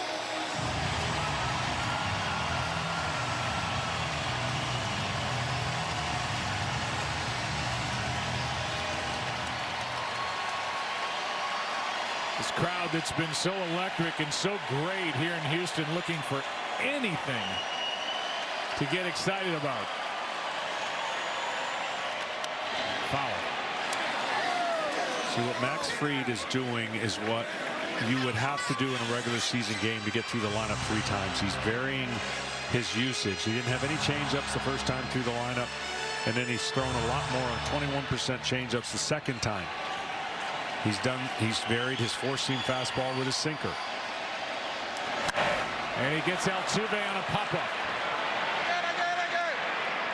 Swanson has out number 2. Saturday, C.J. Stroud leads number 5 Ohio State's electrifying offensive attack against Nebraska in the Big Noon Saturday game of the week. It all starts with a Big Noon kickoff pregame show at 10 Eastern. And then it's Ohio State, Nebraska, only on Fox and the Fox Sports app. That was a 3-2 changeup in a 6-0 game. That's pitching, and he knew that if he threw it anywhere close to the plate, that Altuve was looking to pull the fastball and pops up the changeup. Here's Brantley. Yeah. Brantley 0 for 2. Reached on the error in the first inning. Remember, this game started with an infield hit by Altuve, and then Brantley hit a ball to the right side of the infield, and it was Brantley stepping on the right ankle of Max Fried. He was safe at first, and you wondered if Fried was going to be okay to continue. Well, since then, he's allowed 2 singles, both erased on double plays, and that's it. And he struck out 5. Here's the 0-1.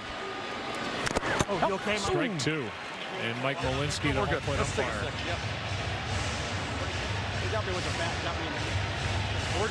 Got hit.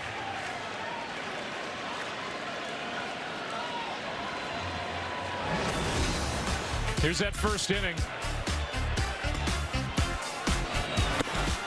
After the Astros put 2 on, a strikeout of Correa, this little ground ball by Alvarez, and then just absolute heat to strike out Gurriel. And after the first inning, Joe, he got reconnected with his release point. He was a little bit juiced up and certainly amped up. And he was throwing hard, but probably missing location more than he should have. And he hasn't really missed location much. Once he got the touch of the changeup, you see the curveball comes into play, and that slider. He's got everything working the way you would want in an elimination game. That's up the middle. Diving stop. And safe. What a play by Swanson. Now, how he even made it close. I mean, that was sensational. That was unbelievable. And Albies had to get down because he was going to throw right over him. He gets to the ball and you think, no chance. But the way he transfers and throws, right on the money, basically. Unbelievable.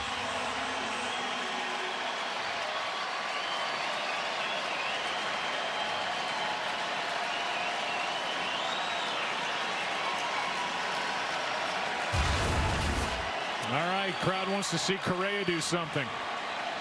Could be the last game they see him in an Astros uniform, free agent to be. One of these big high-dollar players is going to get left out. You know, I mean, you think there's not money to go around with Semien and Correa and Story and Baez and Seager. It's going to be very interesting to see who goes first. Might have an advantage. 1 ball, 1 strike. See, this is where I know Correa is looking to drive the ball and obviously hit a 2-run homer, but if he could pick a pitch out to just kind of slap it through second base hole and pass the baton on. I know, especially with 2 strikes, he could do that, but he's looking for one middle in that he could pull with power and put 2 on the board.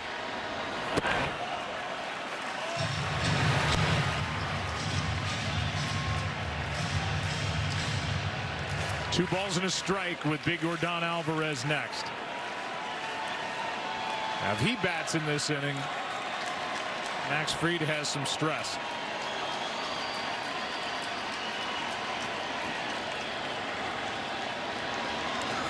There he did. Chased it. 2-2.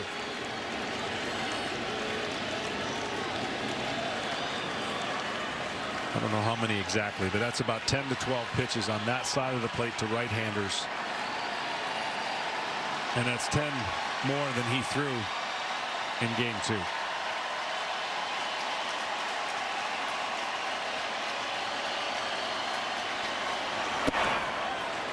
Brian Snitker had a great quote about Fried after that game in the press conference. He said, you know, I'm having a real hard time trying to believe that Max Fried had a bad outing. Yeah.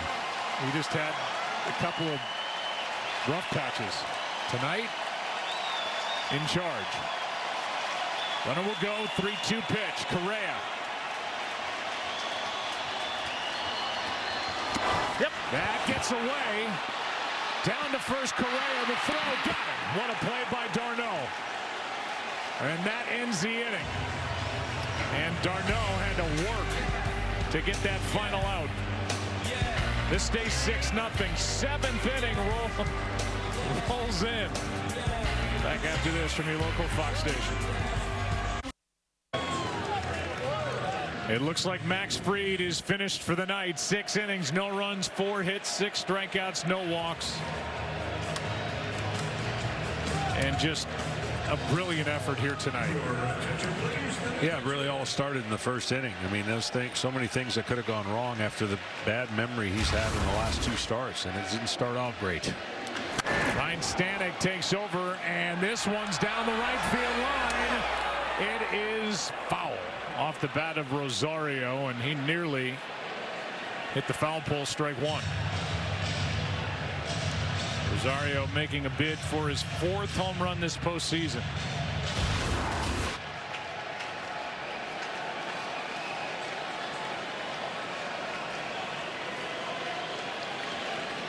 Five for 20 in this World Series, but he has reached in this ball game. 31st time he's reached this postseason. He walked and scored back in the 3rd. 1 ball, 1 strike from Ryan Stanek. He takes over from Phil Maton.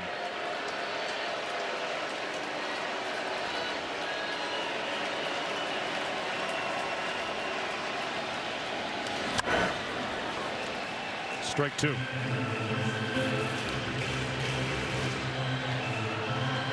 With all these extra rounds of the playoffs, you start looking at some of the records, and now Eddie Rosario has reached more times than any Brave in a single postseason all time. 31 times. Came in tied with Chipper Jones, who got on 30 times back in '99. Which followed him getting on 29 times in '96 and 29 times in '95.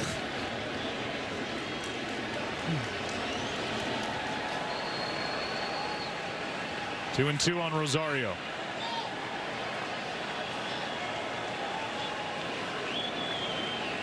Stanek and Maton have been outstanding out of the bullpen for Houston all postseason, as this one is fouled to keep it 2-2.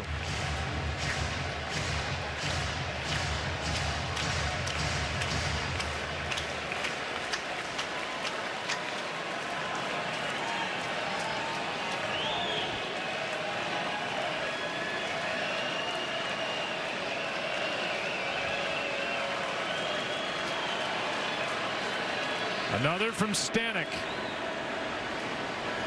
Struck him out. 1 down in the 7th. Last week, the nation tripled Fox Bet Super Six's Stack the Cash jackpot, and 5 lucky winners split over $313,000. Download the free-to-play Super Six app now for your chance to win and make the jackpot even bigger this week.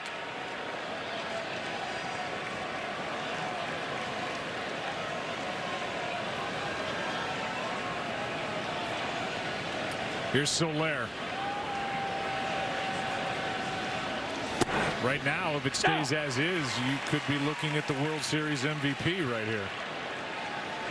Very well could be. I mean, it's evenly matched as far as no real. They've kind of contributed in a lot of different ways, right? The team has, and the relievers have been huge for the Braves. What I felt coming into this game, winning the first 3 innings, the Braves did that. The Astros were going to throw a ton of pitchers at them. They've done that. But the formula for Brian Snitker was going to be, if he could use 4 pitchers or less, that was going to be a pretty good thing. And that's the way it looks right now with the 7th, 8th, and 9th coming up for the Atlanta Braves bullpen. Tyler Matzik getting loose. That skips in for ball 1. Soler with 3 go-ahead home runs. A series where the Braves have dominated the home run category. 71% of their runs in this World Series have come via the home run ball. That would be the highest percentage by any National League team in World Series history. 5 of their 6 tonight. A 3-run shot by Soler and the 2-run homer by Swanson.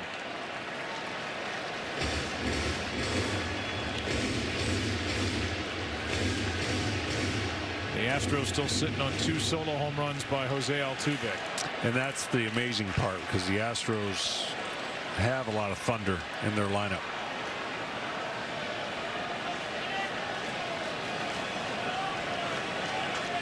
Another 1-2 pitch to Jorge Soler. 2-2. For a guy who's been a big free swinger, and he was struggling a little bit in Kansas City, he's come over here. He's done a great job really staying away from 2-strike big swings, although he got the biggest 2-strike swing of the night. Against the starter Luis Garcia, pitching on short rest. Here's a 2-2.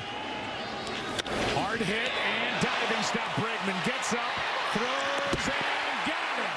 What a play by Bregman, still playing defense, down by 6.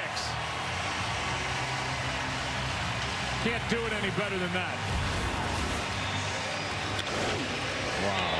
I mean, you're right about that. There's not going to be a better play you see.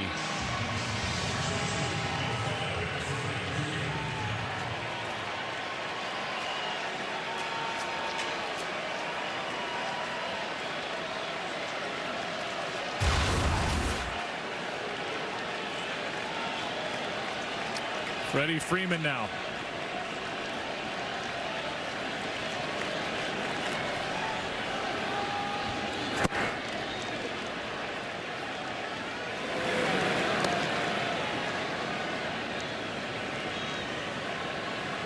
You wonder what's going through Freddie's mind. I mean, getting close, right?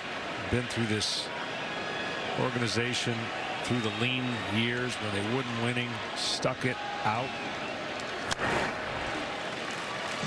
And then they started winning. He was a big part of it. And of course, well documented in this year. He too is playing, possibly,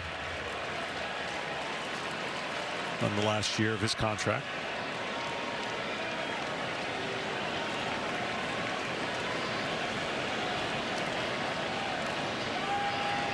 1-1 pitch. Flies into left center field. Well hit back at the wall. It is gone. A home run for Freddie Freeman. How about that? In what might be his last at bat for the Atlanta Braves, he's just made it 7-0 with a shot into left center field here in the 7th of Game 6. Stays inside the ball so good, and just that is a That's a right-handed home run that was just hit by a left-hander. And what I mean by that, see how the ball spins in the middle of the plate. He hits it to left center. But the way that ball goes out, that's a right-hander hits that ball.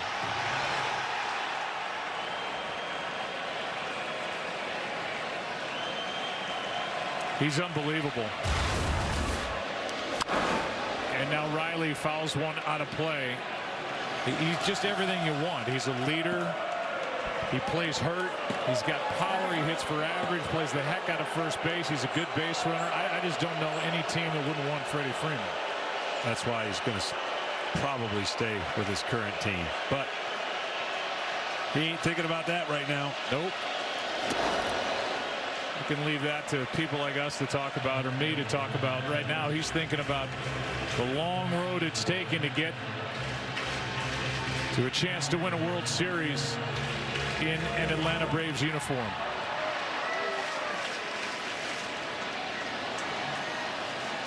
I mean, just phenomenal. He's got an RBI double and a home run. His family here watching him in Game 6. The next. Wow, what a rip by Austin Riley, who had a big regular season. He started slowly, ended up hitting .303, 33 home runs, 107 RBIs. I mean, I've said this before. Every player wants to feel like they've checked into the league, meaning they know they belong. And they know they're going to be penciled in every day. It's like going to the next level in your mind. And Austin Riley did that this year. Doesn't matter what happens next year if he starts out slow or not. He knows what he's capable of. And that is so huge for a player that was bounced around, thrown in the left field, started off on fire when he got to the big leagues. And he experienced some humility. And he learned how to work with guys like Chipper Jones in spring training. And that's huge. And it's huge for this organization. Any organization that has a player do what he did, they know they got a good one for a while. The ball and 2 strikes from Stanek. Riley, 24 years old. 2-2. Because the hardest part about this game, Joe, is everyone tells you what you're supposed to do, what you're capable of. We have numbers on projections and all these different phenoms, and until you do it yourself and prove it, there's nothing anyone else can tell you. And each player has to deal with the chance of failure every day. Failing 7 out of 10 times, you're considered a great hitter. And he went through it this year and persevered and came out on the other end. 2-2 pitch, fouled back.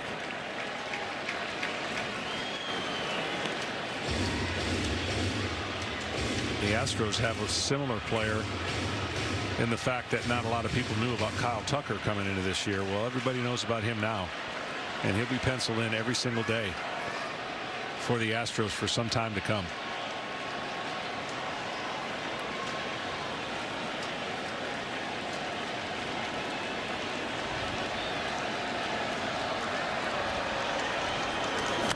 Boy, he is just up there wheeling on these pitches by Stanek and spraying souvenirs around the park.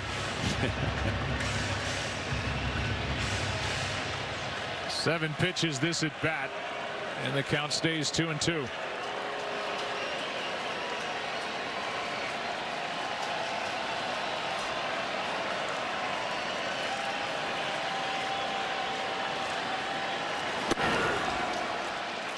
Stanek relies on fastballs like that and splits, so the vertical drop is what he's trying to get hitters to swing at. Doesn't really throw a pitch that goes away from right-handers too often, and of course that's what everyone's trying to get Austin Riley on. You leave a split middle in to this guy and he'll do what Soler did over the tracks. That's another foul out of play.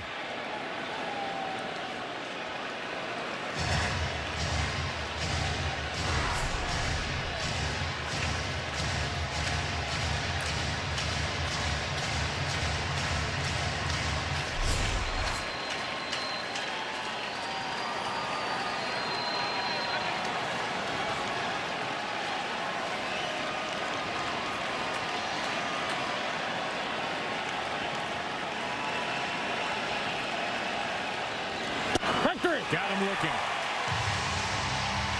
6 of the 7 runs tonight via the home run ball.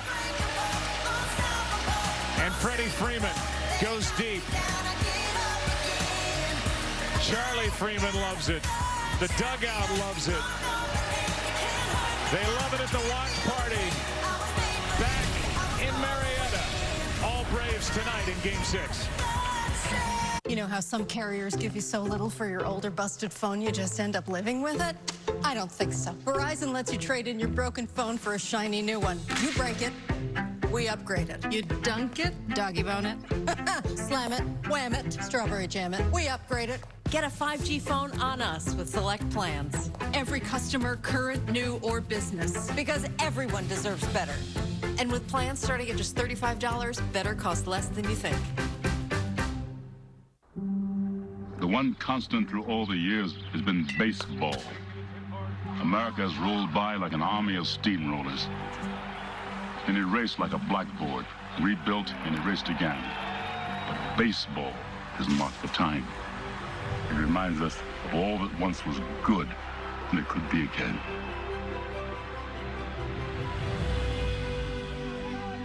Chevrolet. Find new roads. Garden fresh salad, drizzled with our signature Italian dressing. Or 4 homemade soups to choose from. Plus, fresh out of the oven breadsticks. Our famous never-ending first course is so good, you might just forget you still have more to look forward to. Enjoy never-ending super salad and breadsticks. On us before every meal. Only at Olive Garden. We're all family here.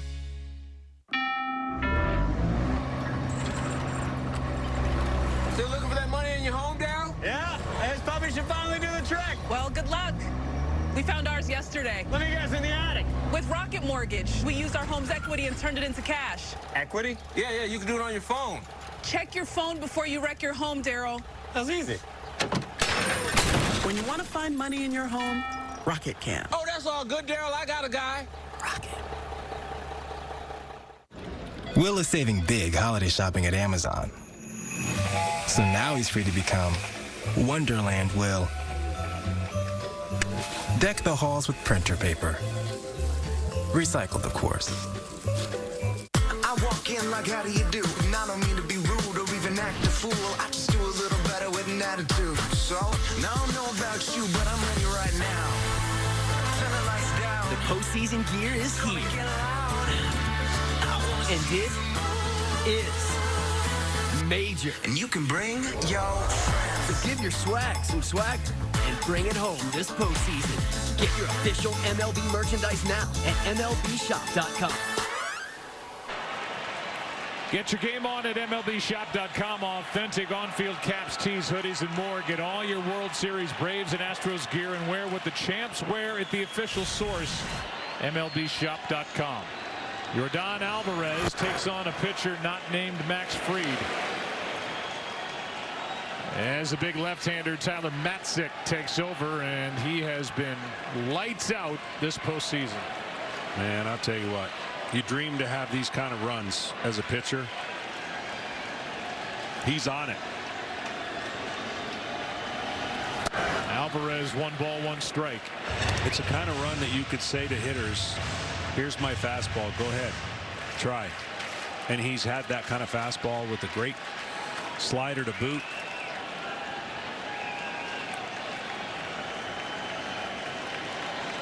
Alvarez 0 for 2 tonight, 1 for 18 in this World Series. And for as on as he was against the Red Sox, he is off against the Atlanta Braves. Yeah, hard to believe, but really a better strategy for the Braves. And I just think, you know, the whole National League style when they went over there, it did affect the Astros in their placement of their hitters, and they just didn't pitch to some of them. The Braves didn't. Line into left, a base hit. And for Alvarez, his first hit since game 1. And for Matzek, a mistake. That ball's down. That gives Alvarez a chance to get to it. If it's up, he can't get to it. Good hitting by Alvarez. Just a little bad location. You want the ball up, and then see how you had to pull the ball down, or the glove down.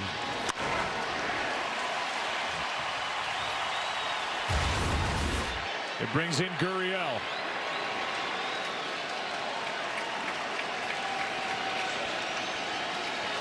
"74 pitches for Max Fried. That was it. 6 innings, no runs, 4 hits, 6 strikeouts, no walks.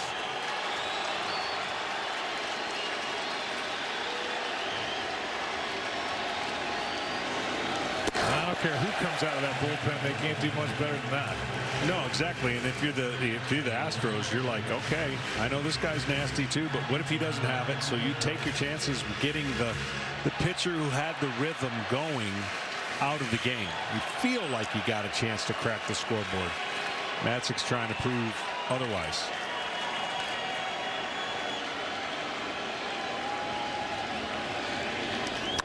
Gurriel hits it in the air to right.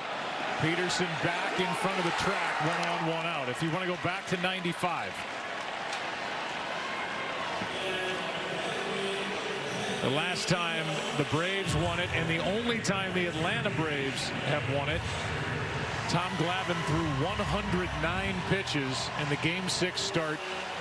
8 innings, 1 hit, no runs, a 1-0 win on a David Justice home run. And in fairness, that game was one of the greatest games ever pitched because it was only 1-0, and the Cleveland Indians had an offense similar, probably a little bit better. You could make the argument they're a little bit better than Houston. Max matched it, but had a nice cushion to be able to pitch 6 innings. Now, but Glavine's performance will go down forever as one of the greatest in a clinching game, Game 6. And prevented somebody from starting Game 7. Yeah, that would have been the 4th one. Can't even imagine that. 0-1 the count. The second name on that list would have started Game 7. That is fun. It's Kenny Rosenthal, right? He was. No, it was you. I tell you, you know, you have those mixed emotions if you're Ian Anderson. Well, right out of the gate, his emotions were relieved, knowing he really doesn't want to pitch a Game 7. So he kind of prepares mentally to watch the game. But seeing the score frees him up. I didn't have that luxury. It was 1-0. And I was really hoping I didn't pitch Game 7 because that meant we won the World Series. But my stomach was in knots for 2.5 to 3 hours. 0-2 the count on Kyle Tucker. Runner at first. They play behind Alvarez with Freeman. 0-2. 100 miles per hour for ball 1.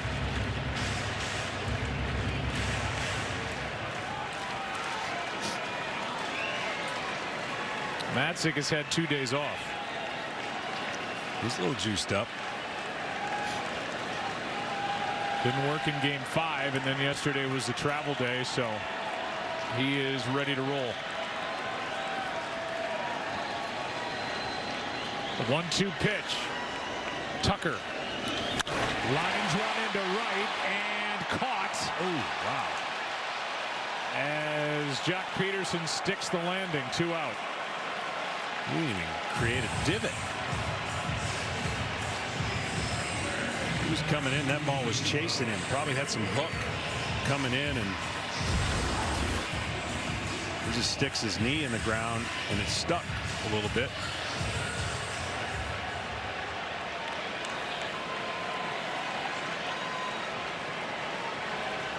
Jock trying to win rings in back-to-back years. Not a bad divot. He can hit out of that.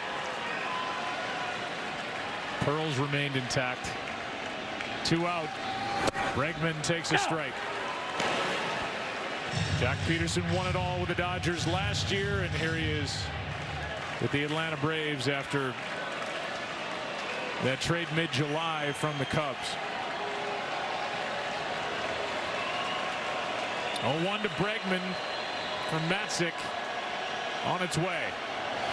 Taking ball, and Bregman was at its mercy. Strike two.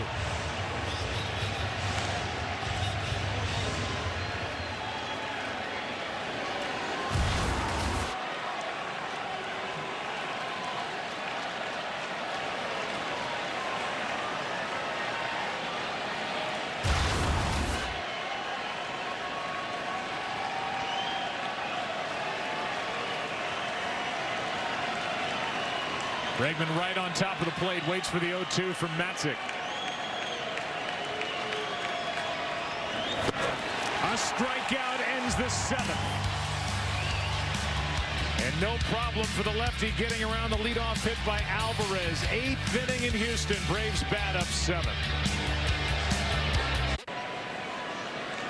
Performance has a new MVP, and this year's World Series MVP will get to drive it. Introducing the all-new 2023 Corvette Z06. Oh.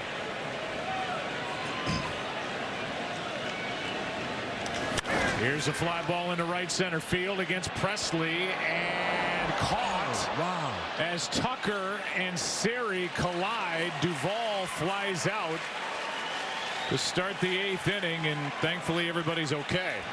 Now this is an unplayable divot. That could have got ugly.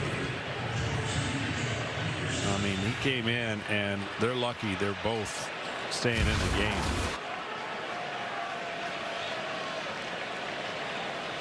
Man, oh man. And really no collision at all. Hard to believe. Maybe just a little glancing touch, and that's it, as Duvall flies out to Tucker, who just made a great play.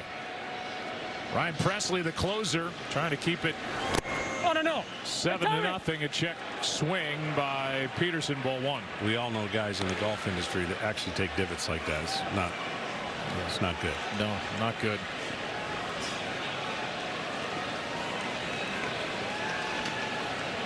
And there it is.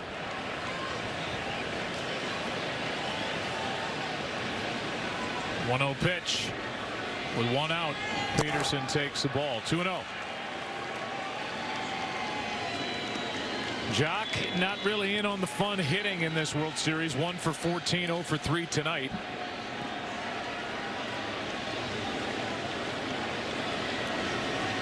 But I'm sure believing he's on the right side of it again after his Dodgers beat the Rays last year. Here's a 2-0 from Presley. Right at Gurriel. 2 out. And the batter will be Albies, and we'll give you a quick word from MasterCard. You can plant a tree here by donating from here for a chance to win a trip to next year's MLB All-Star Game. Rooting for our planet is priceless. 2 out for Albies, who has moved to the number 7 spot, and he's been on base 3 times. He's been awesome, and he came into this game struggling big time. And just that move and just the resetting of just not swinging at every pitch when he started this game really helped him out.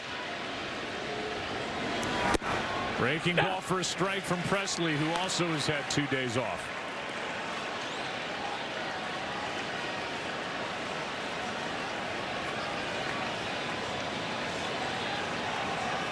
Went the final inning in 2/3 in Atlanta in Game 4. Strike 2. Astros will have 8, 9, and 1 hitters. Seri, Maldonado, and Altuve. They need to get their bench involved, as Dusty Baker will throw everything he's got as time is running out. 0-2 on Albies.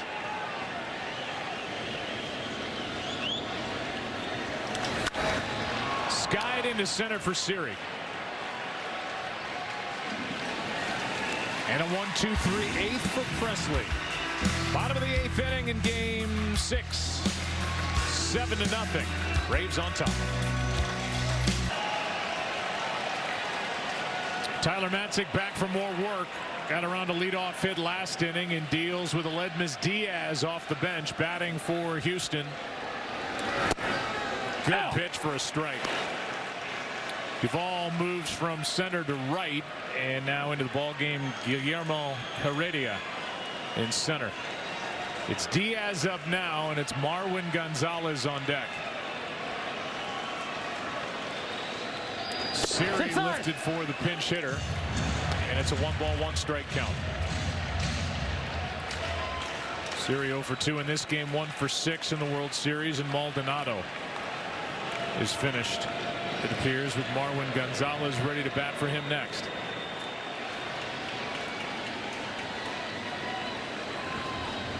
Here is a 1-1 from Matzik. Strike 2. Well, I talked about Matzik's fastball and how electric it was. But check this out. On his sliders, they're 1 for 19 with 12 Ks. That's an .053 batting average on sliders. So it's his fastball that sets it up, but it's his slider, it's the kill pitch. So tight after seeing 97, and you think you're getting a fastball and the ball disappears.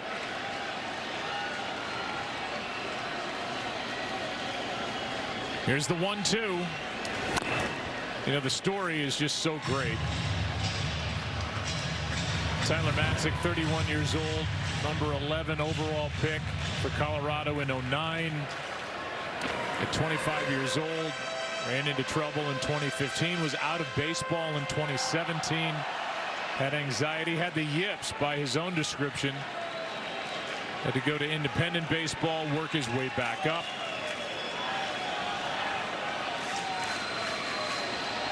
The winner in Game 6 of the NLCS, the clincher, and now trying to get big outs here in Game 6 of the World Series, and he's got 4 of them. And Diaz thought it was up. He's the first out here in the 8th. Matzik is on his way, it appears, to being a world champion after all that.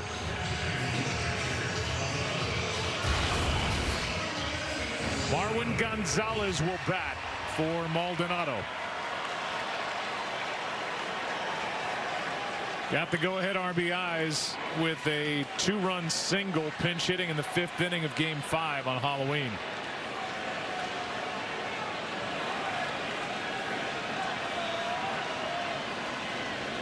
Cut loose by the Boston Red Sox, picked back up by the Houston Astros. Spent some time in Minnesota after leaving Houston, takes ball 1 in the dirt.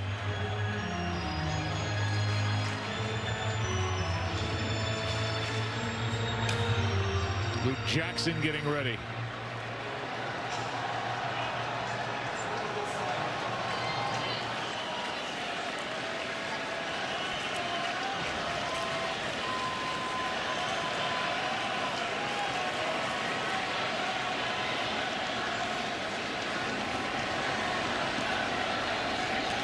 Oh, no. 2-0.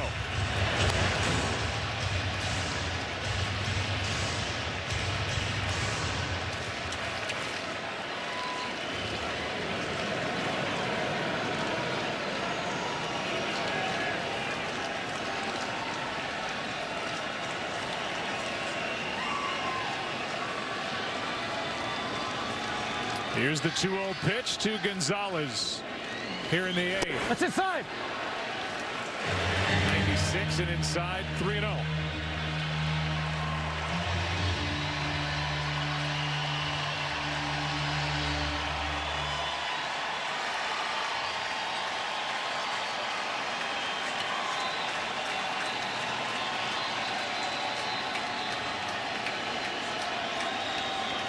Here he comes from Matzik. 3-1. Now.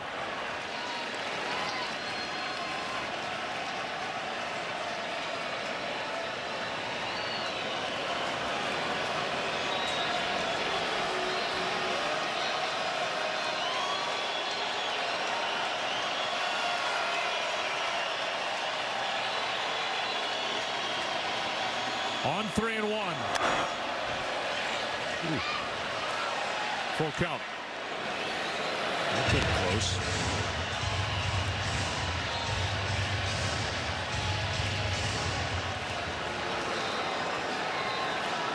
Astros team in the World Series for the third time in the last 5 years.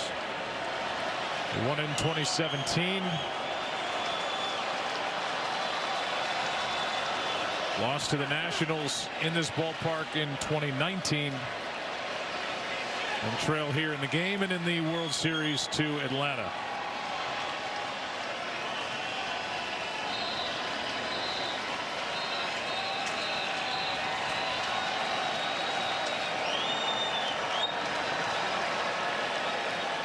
Three-two delivery on its way, and he struck him out.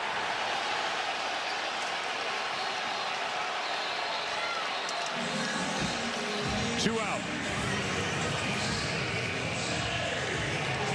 I think Ozzie Albies is loose and having any fun. He found the dirt can. That was between innings. He's got so much personality, and a young switch-hitting second baseman, there's the camera, who hit 30 home runs and knocked in 106. Also stole 20 bases. A big part of why the Atlanta Braves are marching toward a championship as Altuve is fooled. Strike one.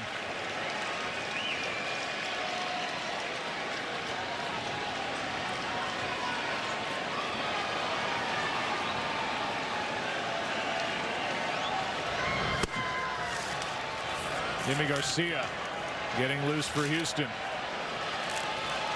Here is the 0-1 pitch.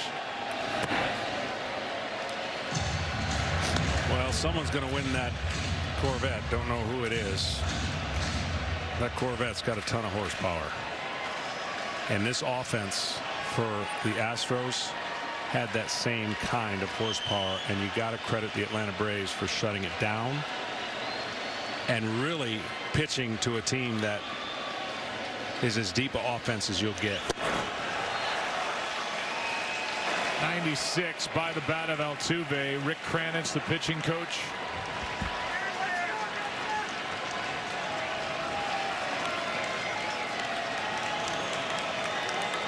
What a job he's done. He sure has.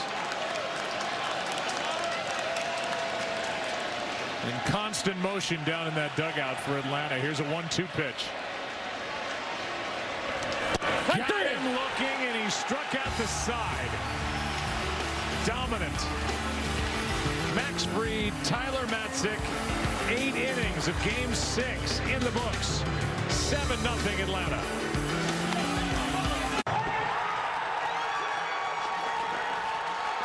Well, back at Truist Park, where they are packed in with their team on the road here for Game 6. Outside in the Battery, as they call it. Fans are going crazy back in Atlanta, as they are now 3 defensive outs away from their second championship since the franchise moved to Atlanta in 1966. As Travis d'Arnaud takes on Yimi Garcia and pops it up. Stubbs is now the catcher, and Garrett watches that go 1 or 2 rows back. First time we've seen Garrett Stubbs in this World Series. Took over for Jason Castro, who's on the COVID list. Diaz in the game in left. Tucker now in center, and Brantley goes to right.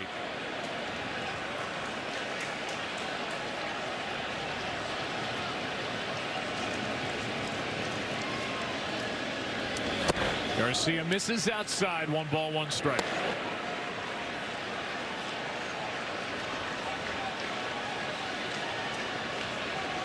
Tenth game of this postseason for Garcia.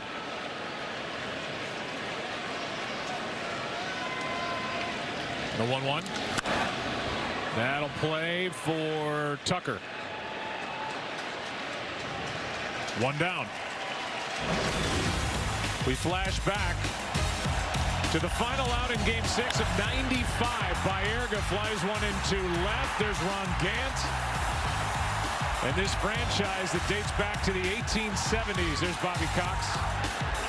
They won 1 championship in Boston, 1 in Milwaukee. They're only 1 to this point in Atlanta. led by Maddox and Glavine and Smoltz and Avery on the mound that year. And the offense provided by Justice and Chipper Jones and Lopez and McGriff and Klesko. Now, I mean, year after year, you guys were in the postseason, 14 consecutive division titles and just the one championship, which I know you get tired of hearing. Yeah, but you know what? The difference is we were supposed to win in '95. This team, if you asked anybody in baseball in August if this team had a chance to win the World Series, I don't think anybody would have said yes. So it is a bigger surprise. Even though they were predicted to be very good and win the division before spring training, so much led into them not getting the right formula and the injuries. So it is a lot different feeling. That's why you see in the stadium packed where there's no game, the battery packed. Like, the feeling in Atlanta for this team is so much different than the team in '95. It was the monkey off our back. I mean, we had to win. This team now has shown what you can do when you pull together and get hot at the right time. Here's a line drive caught by Correa. Swanson, who is homered tonight, is out number 2. And now a quick word from Evan Williams, Bourbon. Get ready for the next pitch with Evan Williams, Bourbon done right.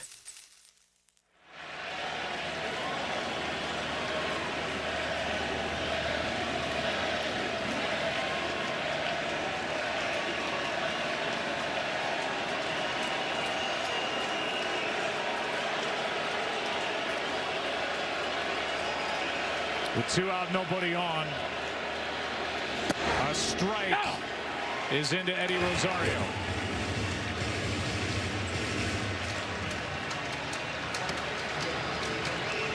You and I were watching that replay of the final out.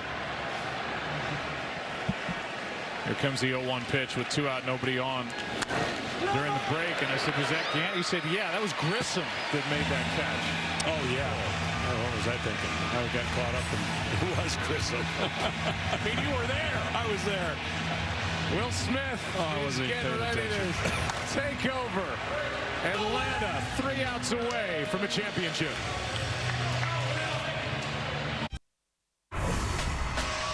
Well, you got to go back to 1995 and start looking at what the world was like back in '95. Beating Cleveland 4-2. Average gas price in Georgia 70 cents. Dow Jones, a little bit different back then than it is now.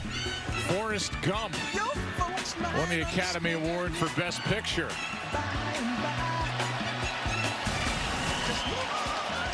And now here we are in 2021.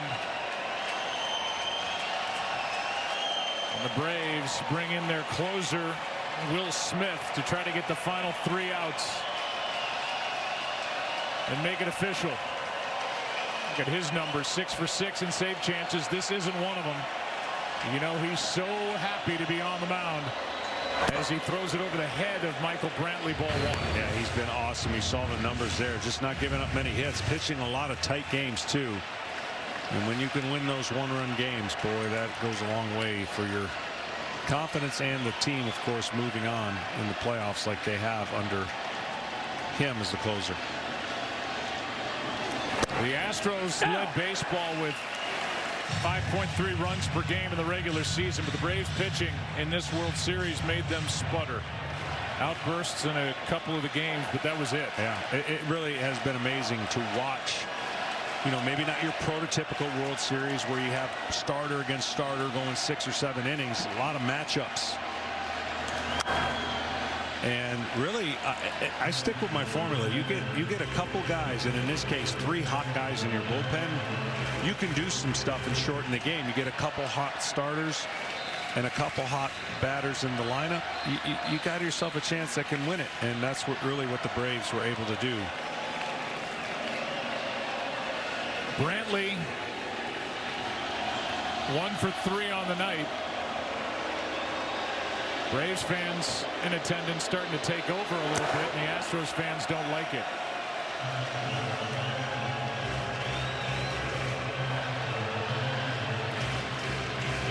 So the organist helps drown it out.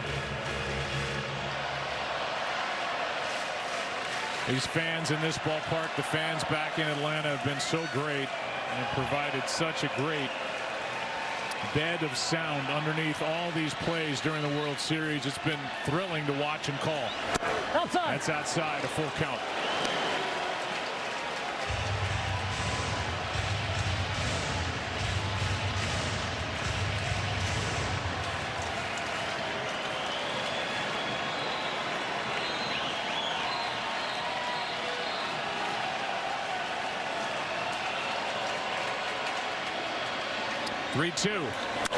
That's a base hit by Brantley, and he's on to start the ninth.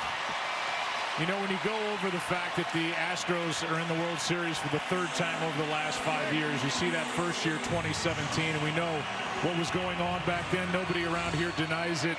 The sign stealing, the scandal, the cheating, but they're past that. And now here they are back in the World Series when their owner, Jim Crane, asked Buck Showalter about who should manage this team after A.J. Hinch was fired. He said there's only one guy that should manage that team, and it's him. Yeah. Dusty Baker. Did an incredible job. Look, it is, they earned their way into this season. Long season after the shortened season last year, losing in 7 to the Rays. Correa in what could be his final at bat. And the Houston Astros, the #1 overall pick by Houston, and helped get them turned around starting back when he was selected in 2012. Exactly, and they knew they were going to hear it and wear it. And last year was probably a break a little bit because not many fans were allowed to come. So they knew they were going to hear it everywhere they went. And they played with a chip on their shoulder, and they knocked off 2 pretty good teams to get to the World Series. And I don't think anybody feels like this wasn't their year to prove people they're still a really good team. 0-2 pitch is down. Last year in the COVID-shortened year, the Astros finished 29-31. They beat Minnesota, beat Oakland, and forced 7 games against Tampa Bay under Dusty Baker. And now here they are in 2021, 5 games better than the Mariners in the AL West, and back in the World Series. Here's one into right center field. Going to get it is Duvall. 1 on, 1 out. And the Braves are 2 outs away. Dusty Baker at 72 years old, the second oldest to lead a team to the World Series. Jack McKeon, 200 days older. Trader Jack turns 91 later this November.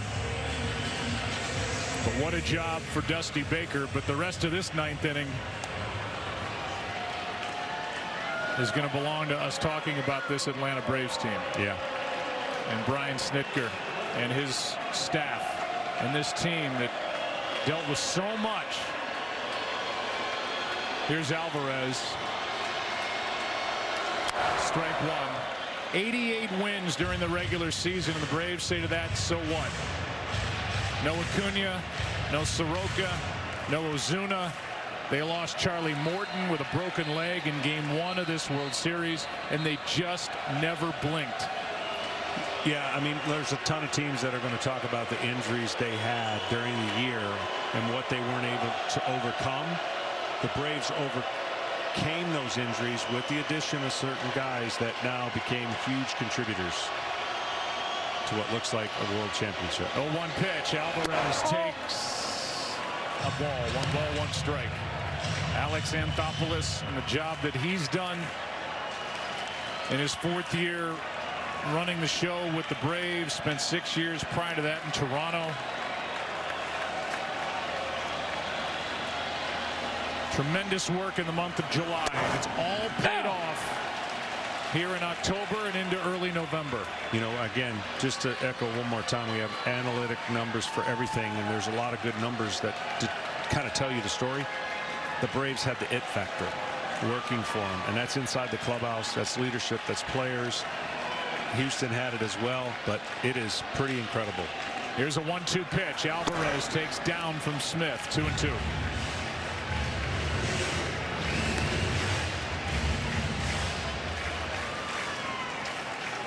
You know, there is a former manager of the Atlanta Braves that's watching every pitch of this. Very proud of Brian Snitker and his former organization, talking about the great Bobby Cox. Yeah, wish him the best. He's been battling, but you know he watches every game. Brian got to see him before he came out here. Outside. He doesn't miss a game. And Brian will get a chance to show him one more trophy. Meanwhile, his son Troy is on the other side. Troy Snitker, one of the hitting coaches for the Houston Astros, watching his dad guide the Atlanta Braves to within 1 out of a championship. 2 down here in the 9th inning, and the Astros are down to their final out. And it has got to be hitting Brian Snitker, if it hasn't already, that he's about to be a world champion manager. Yeah, he's trying not to, right? That's been his kind of pose and demeanor all through the playoffs. And he'll crack a pretty big smile when this next out is made. Here it is, a strike to Yuli Gurriel.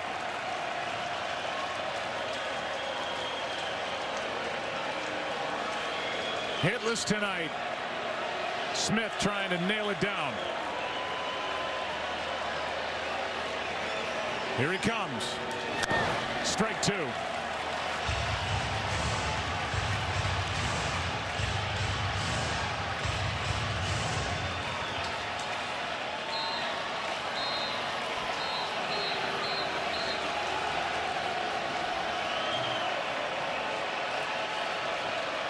Smith.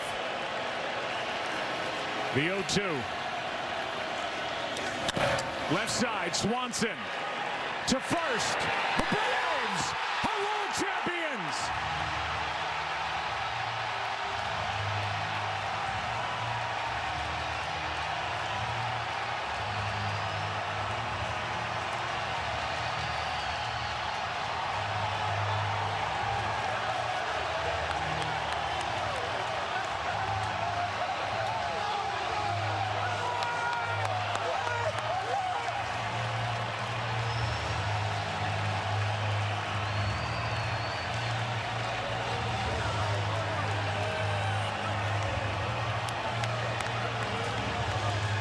At 10:23 Central Time, Tuesday, November 2nd, 2021, the Atlanta Braves have officially overcome all obstacles that were put in front of them.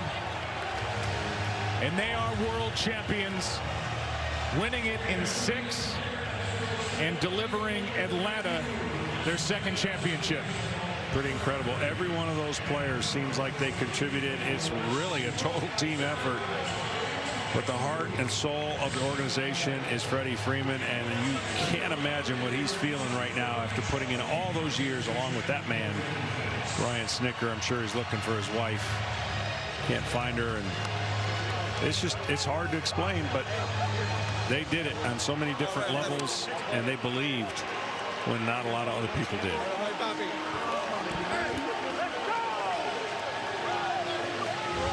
Max Fried gets the win. He went 6 strong. No runs, 4 hits. Then Matzik and Smith able to finish it out. What a quick, fun ride for Jorge Soler. Started the year in Kansas City, ends the year in Atlanta, and ends the year as potentially the MVP of the World Series. Yeah, and Duvall, he went from last place to first place, and now world champion.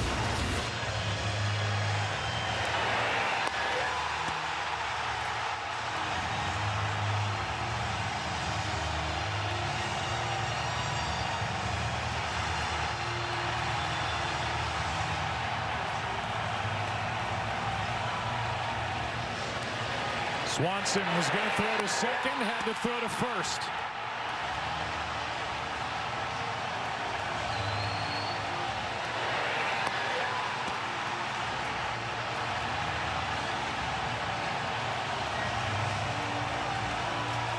And a franchise that won it in 1914 in Boston, 1957 in Milwaukee, has now won it in Atlanta in 1995 and 2021.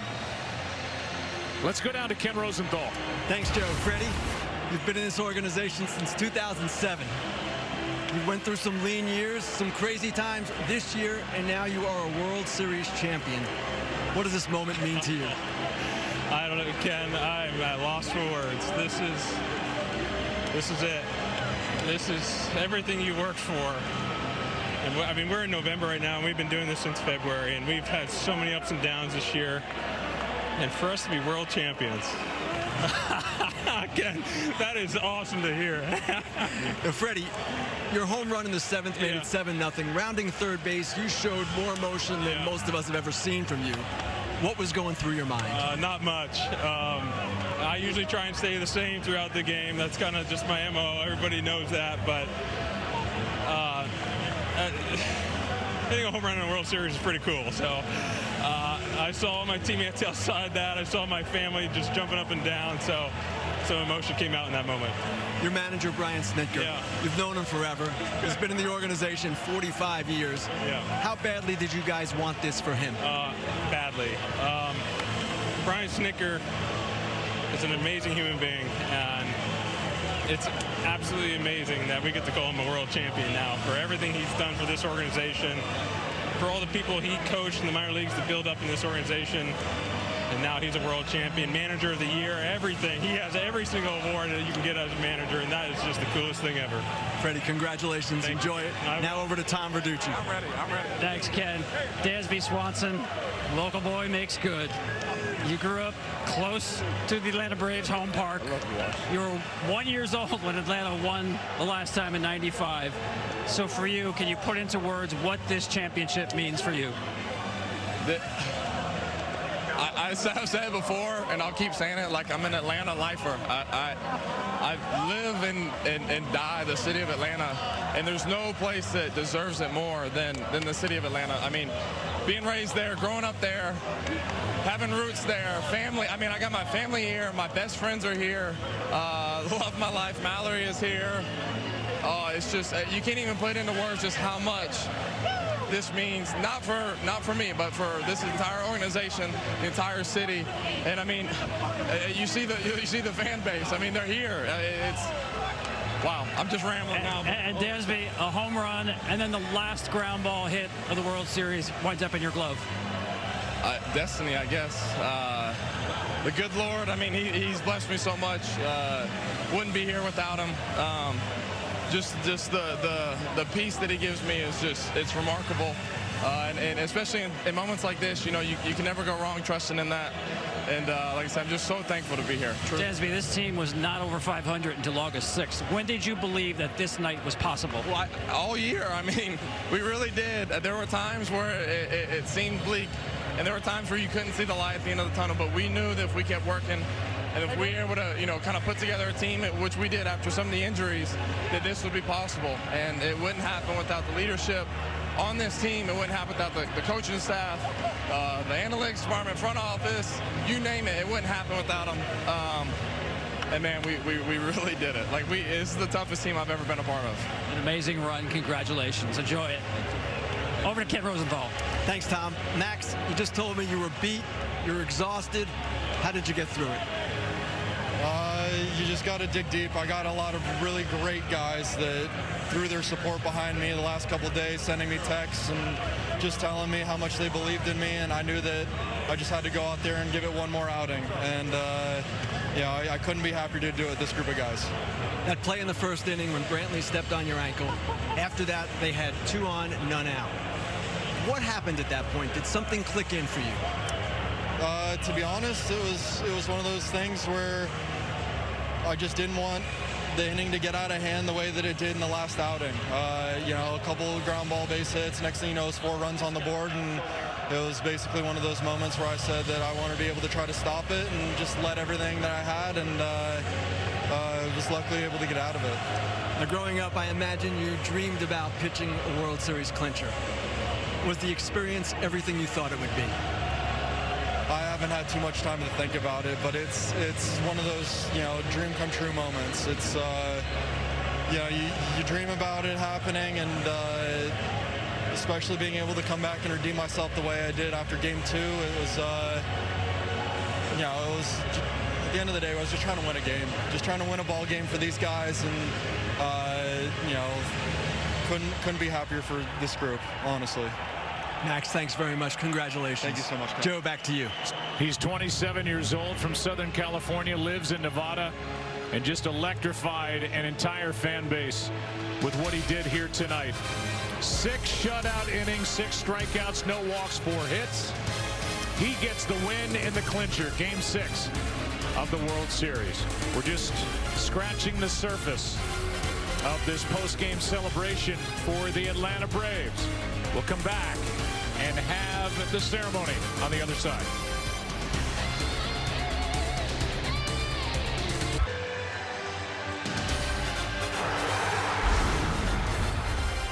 The World Series postgame show on Fox is sponsored by Credible. And the celebration in Atlanta, back at their home park and just outside of the Battery. And there's the Battery. d'Arnaud and Will Smith coming together at the end of a 7-0 win by Atlanta here in Game 6.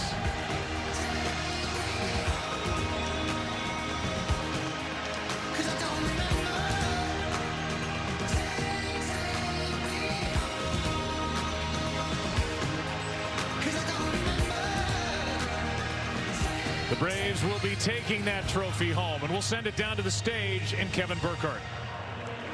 Joe, thank you very much. The Commissioner, Rob Manfred, is here.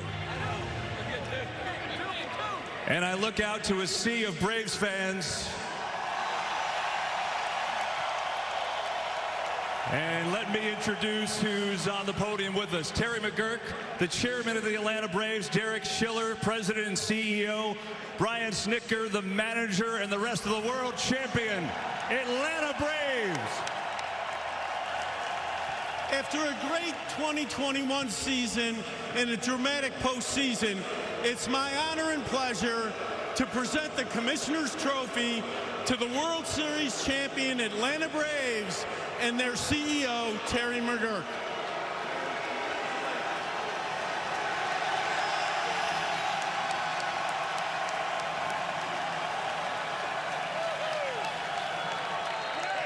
Go ahead, Brian. You hold that. So how does it feel to hold that trophy? Oh my gosh, it's been 26 years. The fans here are unbelievable. I got to thank Snit, this team. They overcame unbelievable things to get here. Alex, you all know the story of Alex. An unbelievable decision-making mid-year. The fans are back in Atlanta dancing in the streets. We filled Truist Park tonight, and they're going wild, and we can't wait to get back and celebrate with them. But I want to thank 2 angels that are up there tonight, made sure this happened. Hank Aaron and Phil Niekro. Thank you, boys, for having us win this thing tonight. World champs. Well said. Thank you. Congrats. Okay, thanks. Let's go over to the manager, Brian Snitker. Brian, you are a Braves lifer. You started your career as a player in the organization. You were coaching in the minors the last time this team won a World Series. I can't even imagine what this feels like for you. I'm numb. I'm numb. This is the greatest thing in the world. Braves country, we appreciate you and love you. We love all of y'all. Thank you for coming here and being a part of this with us, because we couldn't do it without you. And these guys up here, they love and appreciate y'all also, man. This is just so, honey, we did it. Oh, this is awesome. You know, when I think of this team, I think of resiliency. I mean, you lost one of your best players in the middle of the summer, and then you're trying to just get to 500, and then so many things comes down the last week of the regular season just to win the division. How did you do it? No, these guys never gave up on themselves. We used a lot of guys. We lost a lot of pieces over the course of the summer, and it was just the next man up. I mean, it was these guys never stopped believing in themselves. They never stopped working. Our coaching staff, my God, I got a rock star our coaching staff that made sure these guys stay consistent every day, and they always played the game the way you're supposed to play it, and with a lot of emotion, and give themselves a chance to be here on this stage right now. It's been 26 years. Obviously, you were in the organization. How does this feel organization-wide? You could speak to it. No, it is. It takes a lot to make this happen, and I'm very proud of our organization, proud of this club, and there is nothing better. We're world champions. Congrats, Brian. Thank you. Why don't we hear from Mr. Brave, Freddie Freeman? What do you guys think?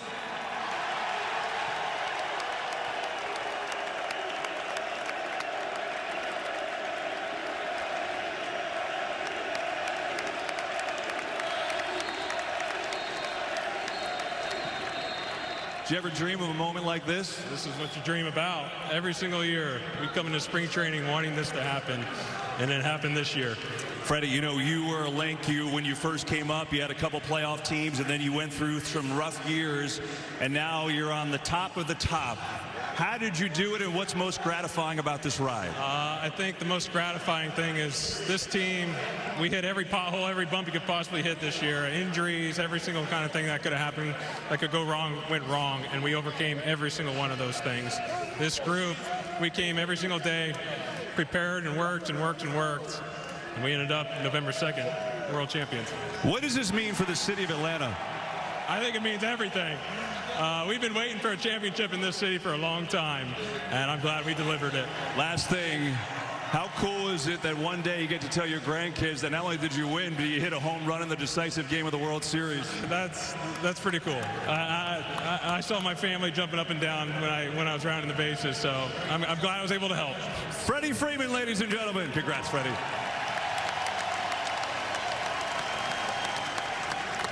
Okay, we've got another trophy to hand out. The Willie Mays World Series MVP presented by Chevrolet, Jorge Soler.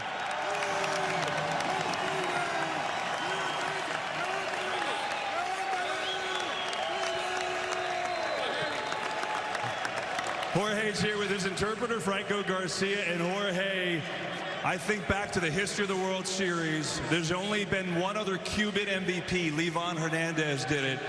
What does that mean to you to be the second ever Cuban MVP? De la Serie Mundial entera, Soler el segundo cubano que ha ganado este premio. El otro era Livan Hernández. Cuéntanos la emoción que tienes de saber que eres el único otro cubano que ha ganado este premio.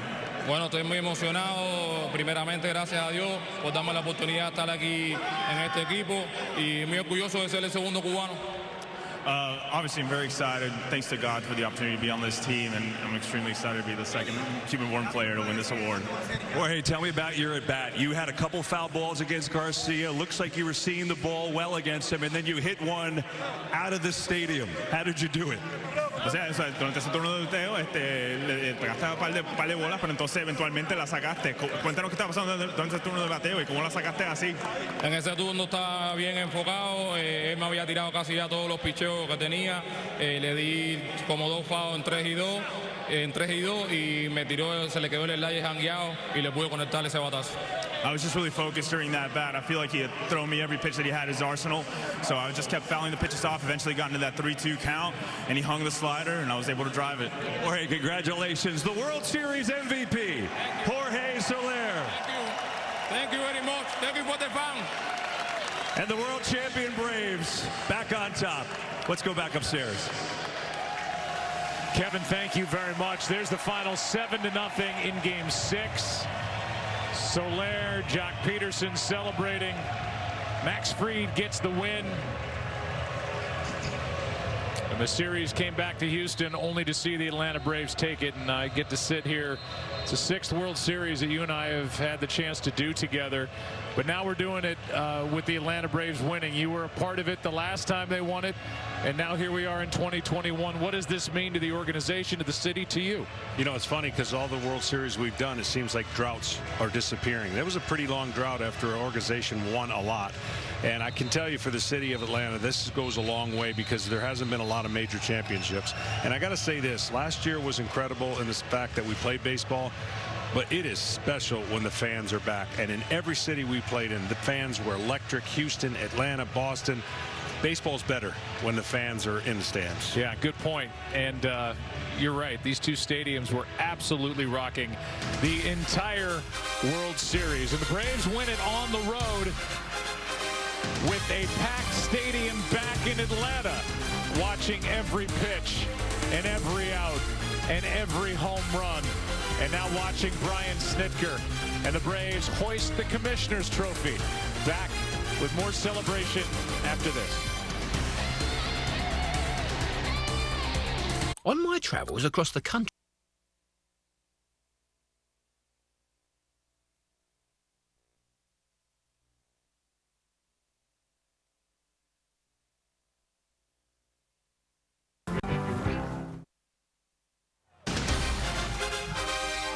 What a feeling for the Atlanta Braves. It's been 26 years, but they are back on top. World Series champs. The fourth title in franchise history. And for Brian Snitker, a career with the Braves. And now, number one. Our World Series postgame show on Fox rolls on. Brought to you by Credible. Here at Minute Maid with my guys, Big Hurt, Hall of Famer Frank Thomas. There we are. See, we're just right on the baseline for you. There's Frank. Big Hurt is right there. Big Papi David Ortiz, A-Rod Alex Rodriguez. And I'm Kevin Burkhardt. And these resilient Braves, there's a lot of things you could say about them. Alex, I'm going to say this. They weren't even a 500 team on August 1st. It's an incredible story. And, you know, the lesson is with all these great trends that are going on in baseball, it still proves the Atlanta Braves, by not giving up, having baseball people from top to bottom, it's been a beautiful formula with one of the most experienced managers in age and the most experienced baseball coaching staff in the game, Papi. The job that they did by the trading line, bringing this four monster. I mean, Endo losing Acuna early during the season. Look at who's here right here. What's going on, Playboy? Ozzie Albies is here. Congratulations. Congratulations, congratulations. Well, I want to say one thing. It's, you know, Sunday was a bad loss for the Braves. I got to give them credit the way they just came down here and took care of business. They won this World Series. They won 2 out of 3 in Atlanta. They won 2 out of 3 here in Houston. So this was an amazing feat for them, and you can just tell they were hungry and wanted this game. Albies, one of the things we've been talking about all month is the experience of your manager, Snitker, but your coaching staff. As a young player and one of the best players in the world, what does a guy like Ron Washington mean to you and your development? Well, for me and the whole team, it means a lot. A lot of respect for him. He really prepares us every single day, no matter what. For each game, mentally, physically. You guys see us out here having fun. He's everything for our team. We love him. Avi, bro, you a bad man. Bro, listen, put it this way. You guys lose Acuna at the beginning of the season, right? They need a guy in the middle of the lineup that put it together. With a snap of a finger, they put you in a 30 and 100. Come on, man. It ain't that easy. I know, it ain't easy. Come on, man. Yeah, it ain't easy. When they put me there, I had a conversation with Wash, and he told me, hey, look, all I can tell you right now is be ready mentally every day and go out there and have fun like you always do. Things are going to come good. They're going to be good. So just go have fun. And good things are going to be good, and trust what you do every day. Have the faith and go out there, and that's what I did. Well, I want to say I played for Ron Washington, so I know how he is. Yeah. He comes out with little drills every day, but he's amazing inside that clubhouse. He's one of the boys, he's one of the guys, but he knows how to motivate, and most people don't know that about him. I just want to hear from you, his motivation and how he handles it in the clubhouse. He motivates us every single day, like I said. Every single day, it doesn't matter. If you have something on your chest, you want to get out, you're feeling bad or something a day, just go to him and talk. He's ready to answer your question and help you in any type of way so you can be focused 100% in the game. For me, he's the best. Ozzie, sometimes, you know, when you get dropped in the lineup or, you know, you get sit on the bench, whatever it is, you know, it depends how you respond. So you get dropped in the lineup today. You've been one of their best players all year long, and you chose to respond by having 2 knocks and score 2 big runs. You led the team in runs scored in the postseason. What was your mental frame of mind just coming into tonight? They told me yesterday we're going to change the lineup a little bit because we haven't get it done lately. I said, one thing I told them is, look, all I want is one more win. I'm going to do anything to help my team win tonight. That's all I want. Just go out there, and I'm going to be me, play the game hard like always, and hope for the best. And obviously one. You guys seeing it right now? Oh, we see it. And you know we're going to let you go enjoy it. Ozzie Albies, world champion for the Atlanta Braves. Thanks, Ozzie. Appreciate that. The Braves are world champs. And obviously, Ozzie, a huge part of that. That's my man. See you guys. Yes, sir. Be good, Ozzie. Take care. There you go. I mean, it's you know, you always group those young guys together, too, right? Acuna and Albies. You talked about it, Poppy. Acuna goes out. Albies picked his game up, over 100 RBIs for a second baseman. He was tremendous. A lot more to do. On the post-game show here from Houston, this night belonged to the Braves in an easy one. Max Fried was outstanding. It's been a long time, 26 years, but they raised the trophy. And the Battery, our friends in the Battery going nuts. Nobody's sleeping. Let's go, ATL! Let's go! Here I come!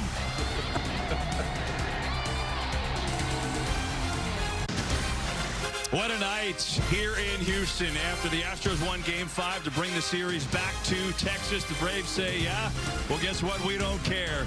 They rolled tonight in this Game 6 and win this World Series 4-2. And now it's celebration time. Plenty more to come on the post-game show, including the champagne celebration in the clubhouse. We'll do that, though, all on FS1. So I want to turn your channel to FS1 right now. Our post-game show will continue on Fox. You'll see the late local news. Switch on over. See you in a moment on FS1.